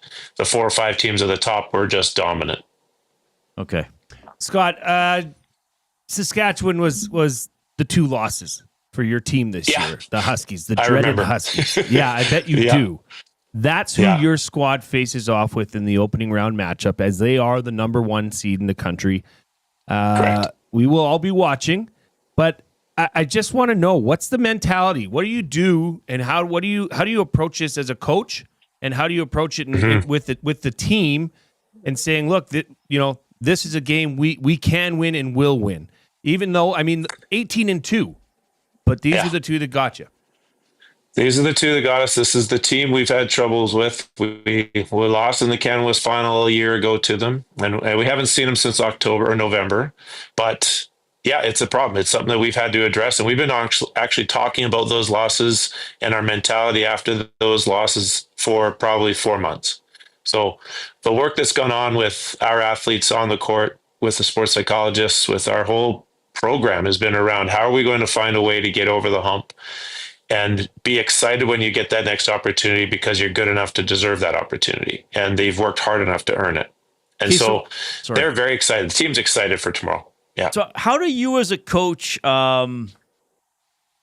handle when you feel your team is a little rattled? Like I know you follow the Oilers really closely, so you probably know Knoblauch, especially when he got hired, like talks about confidence and feeling good. I know you have listened. I'm not trying to like brag here, but I know you listen to me whenever you can. So you probably remember a few years ago, Drew Remenda said, "You don't lose your confidence; you choose to give it away."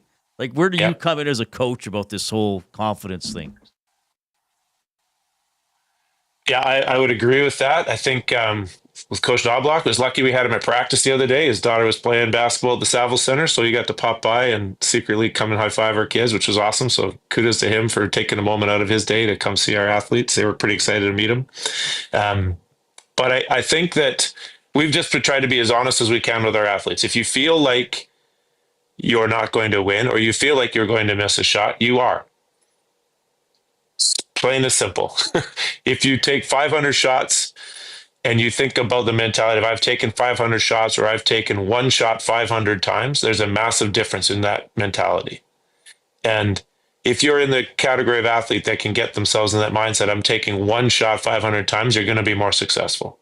And we've tried to really instill that in our athletes, especially over the last couple of months, where we were winning a lot of games, but we had to find a way to get ready for this specific one, right? That was our goal. And we've made it to the national quarterfinals, and now we've got to overcome a really good team if we're going to get on to keep on going in this tournament. And so mentally, it's everything, Reid. Scott, you reached 400 career wins as the head coach of the Pandas basketball team on November 10th, 2023. Are we going to see 500 career wins out of Scott Edwards? Well, if the team stays good enough, yeah. I'll be around, and if the school keeps me hired, I plan to be here, and it would be great to get to that 500. There's not a lot of basketball coaches in the country that have reached that, so that'd be kind of cool experience. But we've got a great team, and we should continue to stay good going in the future. So yeah, I'd like to think we get to 500. And I always love going to the games, going to Saville Center, and seeing you on the sideline. You're an animated person. I love it. You have a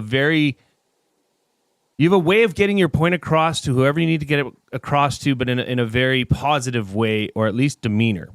Now, I will say the odd times you do stomp your feet, you do, which leads me to look at your footwear. And as far as the attire goes for coaching, I think you're definitely up there. You'd probably be one of the tops, at least in Canada West. So does your wife help you choose the combination? Because it's always on point, Scott. It's always on point. Appreciate it. It's color matched. It looks good. It looks tight, sharp, dress well, coach well. I get it. But do you have assistance with that from your wife, or is that all Scott Edwards? There's no assistance from my wife on that. I'll take all the credit for it. No, she would never let me out of the house looking poor. So, poor Lee. She wouldn't tolerate that. She wouldn't tolerate it out of herself. She's not going to tolerate it out of me. Coaching staff all wants to look good, so we have a pretty strict plan about how we get ready for every game. And you're right. You gotta look good to feel good to play good. So we'll try to follow that as well on the coaching side. See, I never have thought of Scott as an overly demonstrative head coach, because when I did play-by-play and I was stationed next to the home team bench for portions of that, it was Scott and then it was Don Horwood. And there was nobody more outgoing than Don. So it's hard for me to view Scott as a guy who really got after the rest. Or, like, I remember Horwood once, he didn't like a call, and he kind of like scuffed his foot with a little kick and did a pirouette and said, "Blank me," and then would finish the spin with a yell at the ref. So I could never. Yeah, I'm not quite there yet. I got a few years to catch up to Don. You'll get there. Okay, what time is the game tomorrow? So 8 p.m. Mountain Time at home, 7 p.m. out here on the coast. Yeah, us and the Huskies. Great matchup in the first round of a conference rival. Should be a lot of excitement around that game tomorrow. Forgive me if I'm missing anybody, but I want to give some of your players. Did you not win? Did a Panda not win Defensive Player of the Year, or what were the individual awards this year?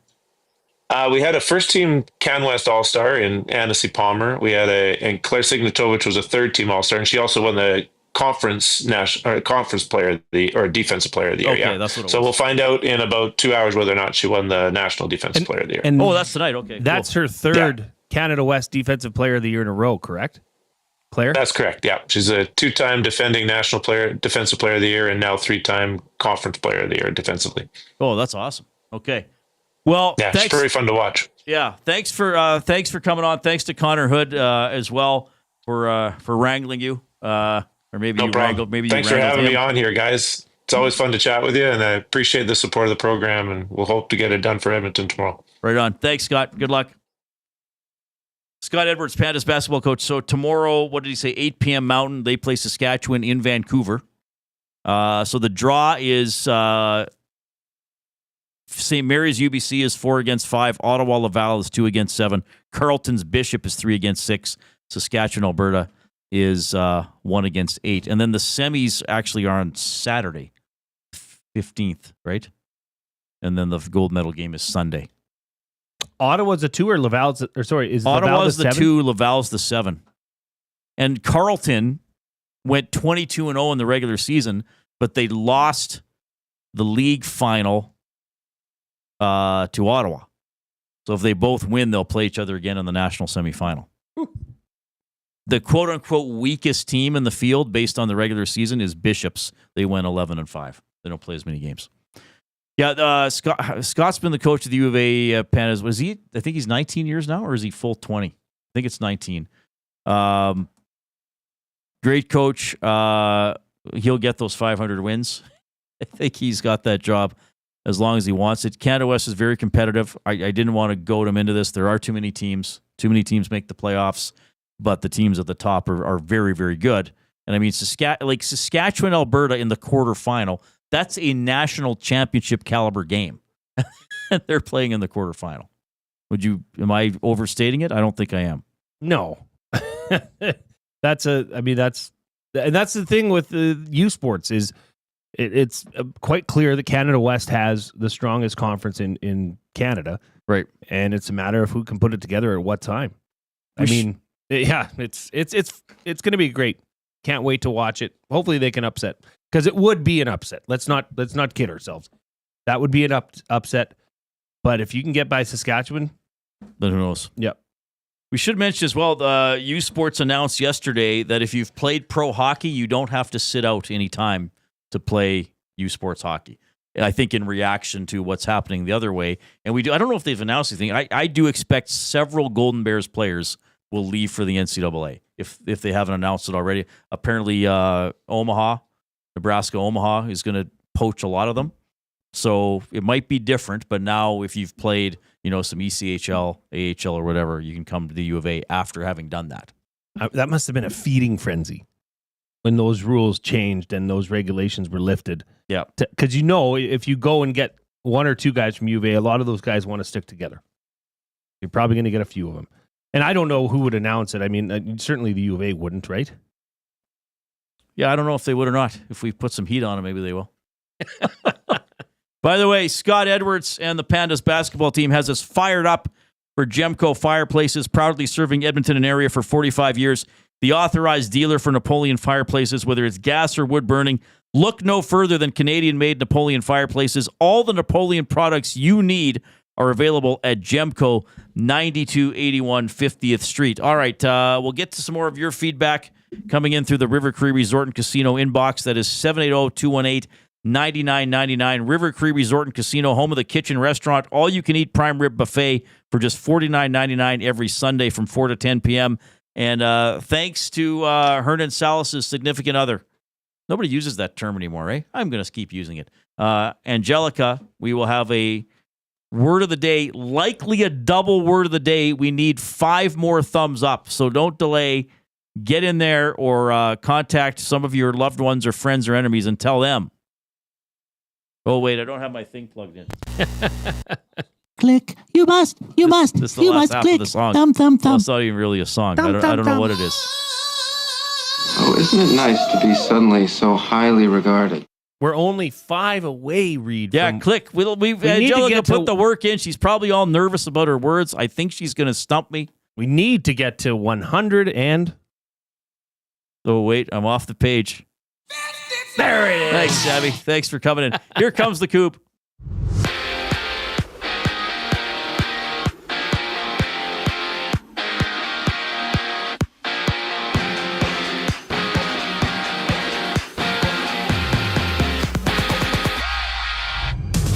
Former Golden Bear Jonathan Giustini has signed with the Elks. The national defensive back spent 5 years in youth sports and was selected in the 6th round by the Tiger Cats in last year's draft, not seeing a single snap on the field. In the American game, Evan Ingram heads to Denver for $25 million on a 2-year deal, while Darius Slay signs with the Steelers for next season, earning $10 million. 2 major cuts around the league. The Jets release Aaron Rodgers as the Rams dropped Cooper Kupp. New York will absorb $49 million in dead cap with the move on Rodgers, over half of that amount being taken in 2026. Meanwhile, LA pays off $15 million of Kupp's deal next season, with about $7.5 million being paid off in 2026. It's Sabres and Red Wings about to get underway before Calgary hosts Vancouver. The Hockey Club and Ducks go at it before Seattle battles Montreal on a 4-game NHL slate. On the court, there's 9 games. Toronto plays Philly. The Mavs challenge the Spurs, and the Celtics throw it down against the Thunder. The final segment of the Reid Wilkins Show brings us back on the other side of the break. I'm Zachary Kubish for your sports update. Get your fix every single game with the GCL Diesel Oil Stream pregame and postgame shows with Tom Gazzola and Hernan Salas. Whether it's breaking down the starting lineup, predicting key matchups, or diving deep into the game's biggest moments, Tom and Hernan are here to give you the best insight and analysis in the city. After the final horn, get the breakdown of every key moment, performance, and player reactions. It's your one-stop shop for all things game day. Catch the GCL Diesel Oil Stream pregame and postgame shows with Tom Gazzola and Hernan Salas, only on Edmonton Sports Talk, your clear choice for Edmonton sports. Food Sausages makes their meat with nothing but the best local ingredients. From chicken, beef, and pork, their gluten-free sausages are packed with flavor. Every single bite. Get a 10% discount when mentioning Edmonton Sports Talk in-store, or use the code EST when shopping online at foodsausages.ca. Plus, you get free delivery on orders of $100 or more. Find them at 6736 99th Street. Food Sausages. You can't beat our meat. Hi there. If you're like me, you like to picture yourself in luxury, even though there's absolutely no way you could afford it. And if you can, well, even better. Thankfully, I picture myself in something that is luxury, but still absolutely affordable, like the all-new Mazda CX-90 from Park Mazda. With the new luxury features like facial recognition settings and quilted detail Napa leather seating, I can pretend to be comfortable with all of my proper settings activated without even touching a button, thanks to Mitch Lewicki and the great staff at Park Mazda. I like to picture Mitch Lewicki as a ninja fighting off evil samurai. Park Mazda, your dealer for life in Sherwood Park off Y Road, parkmazda.ca.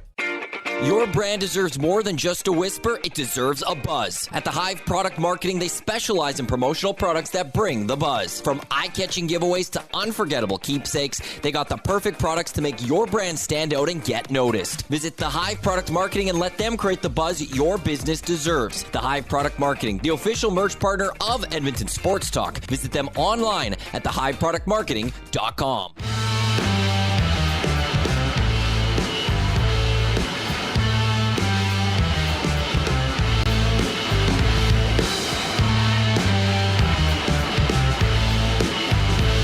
All right, great job, Nasties. We're over 155 thumbs up. We will have a double word of the day.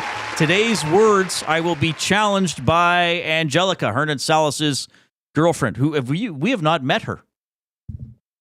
No. But she's probably going to humble me severely. It'll be almost as bad as losing 24 straight games of 21 to Trev. By the way, portions of this hour presented by the Canadian Brewhouse. This St. Patrick's Day, the Canadian Brewhouse is giving you your shot at winning a trip for 2 to Ireland. Plus, enjoy Guinness and green beer specials. So drink up, enter to win, and let the luck of the Irish do its thing. You might be, maybe both words aren't from Angelica. What are you talking about? Is one from Hernan himself? Maybe. Well, I'm mystified and titillated. Oilers today skating in New Jersey. McDavid centering Nugent-Hopkins and Hyman. Draisaitl between Jeff Skinner and Ardvidsson. Can that line finally click? Henrique centered Podkolzin and Brown. Kapanen with Jones and Perry. Janmark was sick. Now, did Daniel Nugent-Bowman with Hernan and Gager? He speculated if Janmark's healthy, maybe Podkolzin comes out. He hasn't been scratched this year. So we'll see about that. Wallman with Bouchard, Nurse with Stetcher, Kulak with Emberson. Kris Knoblauch was asked about Klingberg, Ekholm. What's their availability? I don't right now. While Klingberg's here with us, Ekholm's still in Edmonton. He was going to fly and join us. Right now, it's looking like he will stay in Edmonton and join us. Regular practicing, playing when we come home. All right. And Tom Gazzola has reported that Mattias Ekholm has a lower body issue and is game to game, though I guess from what Knoblauch said, Ekholm will miss the next 3 games. Devils tomorrow, Islanders Friday, Rangers Sunday, and then the Oilers back home, Tuesday to play the Utah Hockey Club. So hopefully he's healing up and he's going to be okay. Important part of the team. Yeah, Podkolzin comes out. I mean, has he played poorly? I mean, that's what DNB was speculating. And we don't know if Janmark's going to be healthy enough to play. But, I mean, he has not scored in the last 14 games, this stretch we've been looking at. He has not scored at all. Well, not many people have. Not many people have, but he is a forward, and he does play with Draisaitl sometimes too, and he hasn't hit the score sheet. Reid, I had a question that came in for you. Excellent. This is from Big Maple. Hello, Big Maple. If you were going through a winless season as the play-by-play guy, okay, was there a point in the season where you had to talk to yourself and figure out, how am I going to keep everyone engaged and positive as we keep losing? Well, I never did play-by-play to that extent, obviously. I mean, I did overtime open line when the Oilers were quite poor. I mean, the first year I did overtime open line, the Oilers were 4-15-2, 21 games into the season. Like, the season's over. You're not making the playoffs. But I guess the approach is it's my job to host the show, to be interesting, to find interesting angles, to find things to talk about, to be engaging, to be entertaining. And I can't control how the team does. So you just have to accept there may be some people who aren't going to be in the audience because the team is that bad. You can't control that, but I can control my performance and how I do it. So yeah, I mean, I don't really remember thinking, oh, I can't do this or this is so miserable. I remember thinking, well, this is just part of the job and you got to do it. But yeah, certainly if you're broadcasting a team that's absolutely crappy, not as many people are going to watch the games. That's just life, but you can't worry about that. And you can't try to make the team sound good when they're not, right? Like, there's no denying the record and the bad streaks or whatever, but there's always stories to tell or individual stories to tell or things to talk about. So how would you handle it then? Like, when you said they were 4-15 to start the year? 4-15-2, baby. I always remember that. 4-15-2. Like, that's worse than Nashville started this year. Well, yeah, and I mean, would you find yourself having to find different things to talk about in light of how poor they were playing? Like, to focus on different areas of poor play, or was it usually? I don't remember. I don't know. You just sort of talk about what's relevant at the time. I mean, and there's always a story for that game. I mean, every game starts 0-0. Sure. Yeah. You can't give them a loss before the game has started. But I've said this before. I think covering the Oilers when they were so crappy made me improve. I really think that, because, like, you know, you had to learn how to have energy and do a good, like, you can't go in there all, like I've always said, my performance I could not let the result of the game dictate my performance. Sure. I had to be the best, as Zach Hyman would say, I had to be the best version of myself no matter what. Like if the team lost 6-0 and I went on and acted like I didn't care and acted like all down, and that further made people tune out, my boss wouldn't have any sympathy for me. It's like, no, it's your job to engage people. Yeah, I don't know. I don't necessarily think about it that exact way, right? Well, is open line open or overtime open line? Yeah. Was it frowned upon to be overly critical? No. It was frowned around. I would say it would be frowned upon to be insulting. I think there's a difference. Yes. Right? Like Sure. you have to acknowledge what everybody is seeing. Yes. Right? But, there was a partnership with that and the Oilers. So was there was line? a broadcast partnership, but the Oilers didn't control the editorial. Right. And really, I only had a couple little instances where they didn't like something I said, and they weren't really even related. Do you recall? Yes, but I don't want to tell them right now. But okay. they actually weren't even related to the team's performance on the ice. Gotcha. So yeah, that was never really an issue. But that's why I act the way I am now. Like you can be critical, but give us a reason. Like tell us what you're seeing, or like we were talking about Bouchard earlier. Hey, we all see that he has challenges sometimes. What are we going to do about them? We didn't come on here for 60 minutes and degrade him and to call him a bad person because he turned the puck over. To me, that's not how you do it. They're not relatable. How you do it. No, but some people might say that, right? Yeah, okay. That would be unfair. Yeah, I think that would be unfair. And again, and this is like Sid Smith, I have so much respect for. Like when we would talk about these things, and he would always say, like, you can't let you can't go on and be overly emotional for the broadcast, right? Like people, like I always think, and that's why when people say, well, you must have been upset, I'm like, no, it's not my job to get emotional about the team.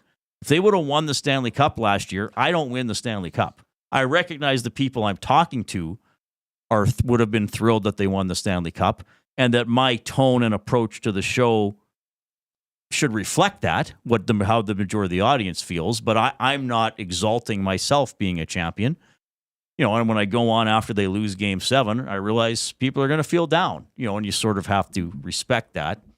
But I've always said the job remains the same. The job is to do a good job hosting the show. Does that make sense? Yeah, very well said. Being a play-by-play guy, it's like, well, and once again, it's 4-0 after that. To me, that would be tough too. Like when there's in game, there's just kind of no hope. But then again, there's the next play, and you have to call it. Well, yeah, it's the job to call the game. It's the job. Yeah. Well, Reid, let's do it. The word of the day with Reid and Jay. Oh, I'm sorry. Did I break your concentration? What do they got to say? Say what again? Say what again? I dare you. Let's find out. English, do you speak it? Then you know what I'm saying. All right. Okay, this one is from Angelica. Okay. Thank you. Sucker. No, and I'm going to tell you because as you know, is that how it's pronounced? I have to help you out when I feel so. Okay. Do not spell it the way you traditionally spell sucker. Okay, then I'll go really different. SUKOR. Tuba guy. I like where you were going there. Yeah. You were on track. Okay. SUCCOR. Oh, I've seen this word.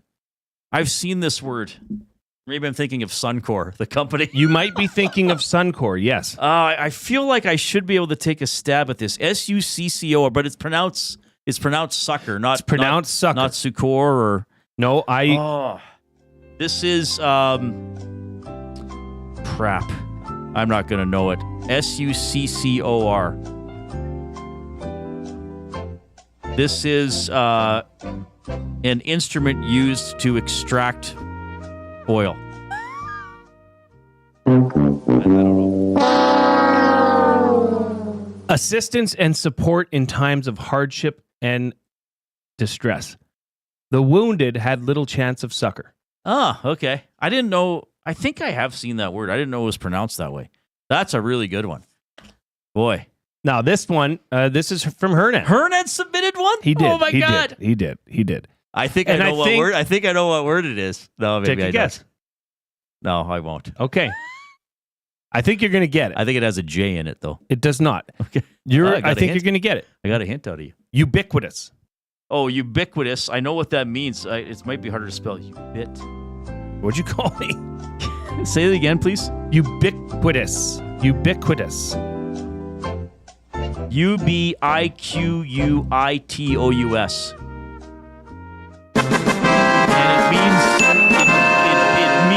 And it means everywhere or even overly prominent. Like during the Oilers' playoff run, Connor McDavid jerseys were ubiquitous in downtown Edmonton.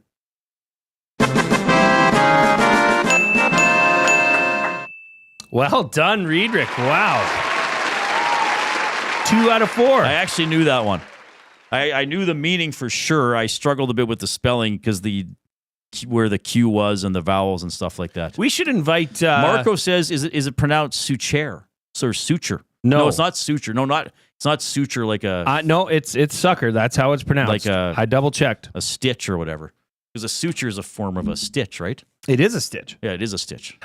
Those were great. Maybe once a week we can go around the office and say, hey, be ready. Get your spouse be ready, or Gongola. Parent or somebody. Yeah. Be ready. Tommy's word he'd have me to spell would be shorts. I know how to spell that one, Tom. It's not that challenging. Great show, everybody. Thanks for tuning in. Really appreciate interacting with you. Thanks for getting us to... somebody give us one more thumb to get us to 160. That's a good total for the day. Lots of Oilers preview stuff on our station. Tomorrow, the Nielsen Show is on at 6 a.m., and our fine programming is live and local from 6 to 6, and then as well after the game tomorrow with the post-game show. On behalf of Zachary Kubish and Jay Milne, I'm Reid. Thanks for tuning in. Delivers a mass audience of key influential customers to your business, all while you associate your company brand with the biggest names, the hottest sports news, and teams from every league around the globe. Oilers and Elks, NHL, NFL, Major League Baseball, and the association, Formula One, soccer, golf. Oh, sweet mama! The excitement is palatable on Edmonton Sports Talk. It's where fans go to get their sports fix and where our partners find the most loyal consumers. Contact us today and see how our team on Edmonton Sports Talk can score the biggest goals for your business. With various advertising options available, email business@edmontonsportstalk.com or head to our website and send a message at edmontonsportstalk.com.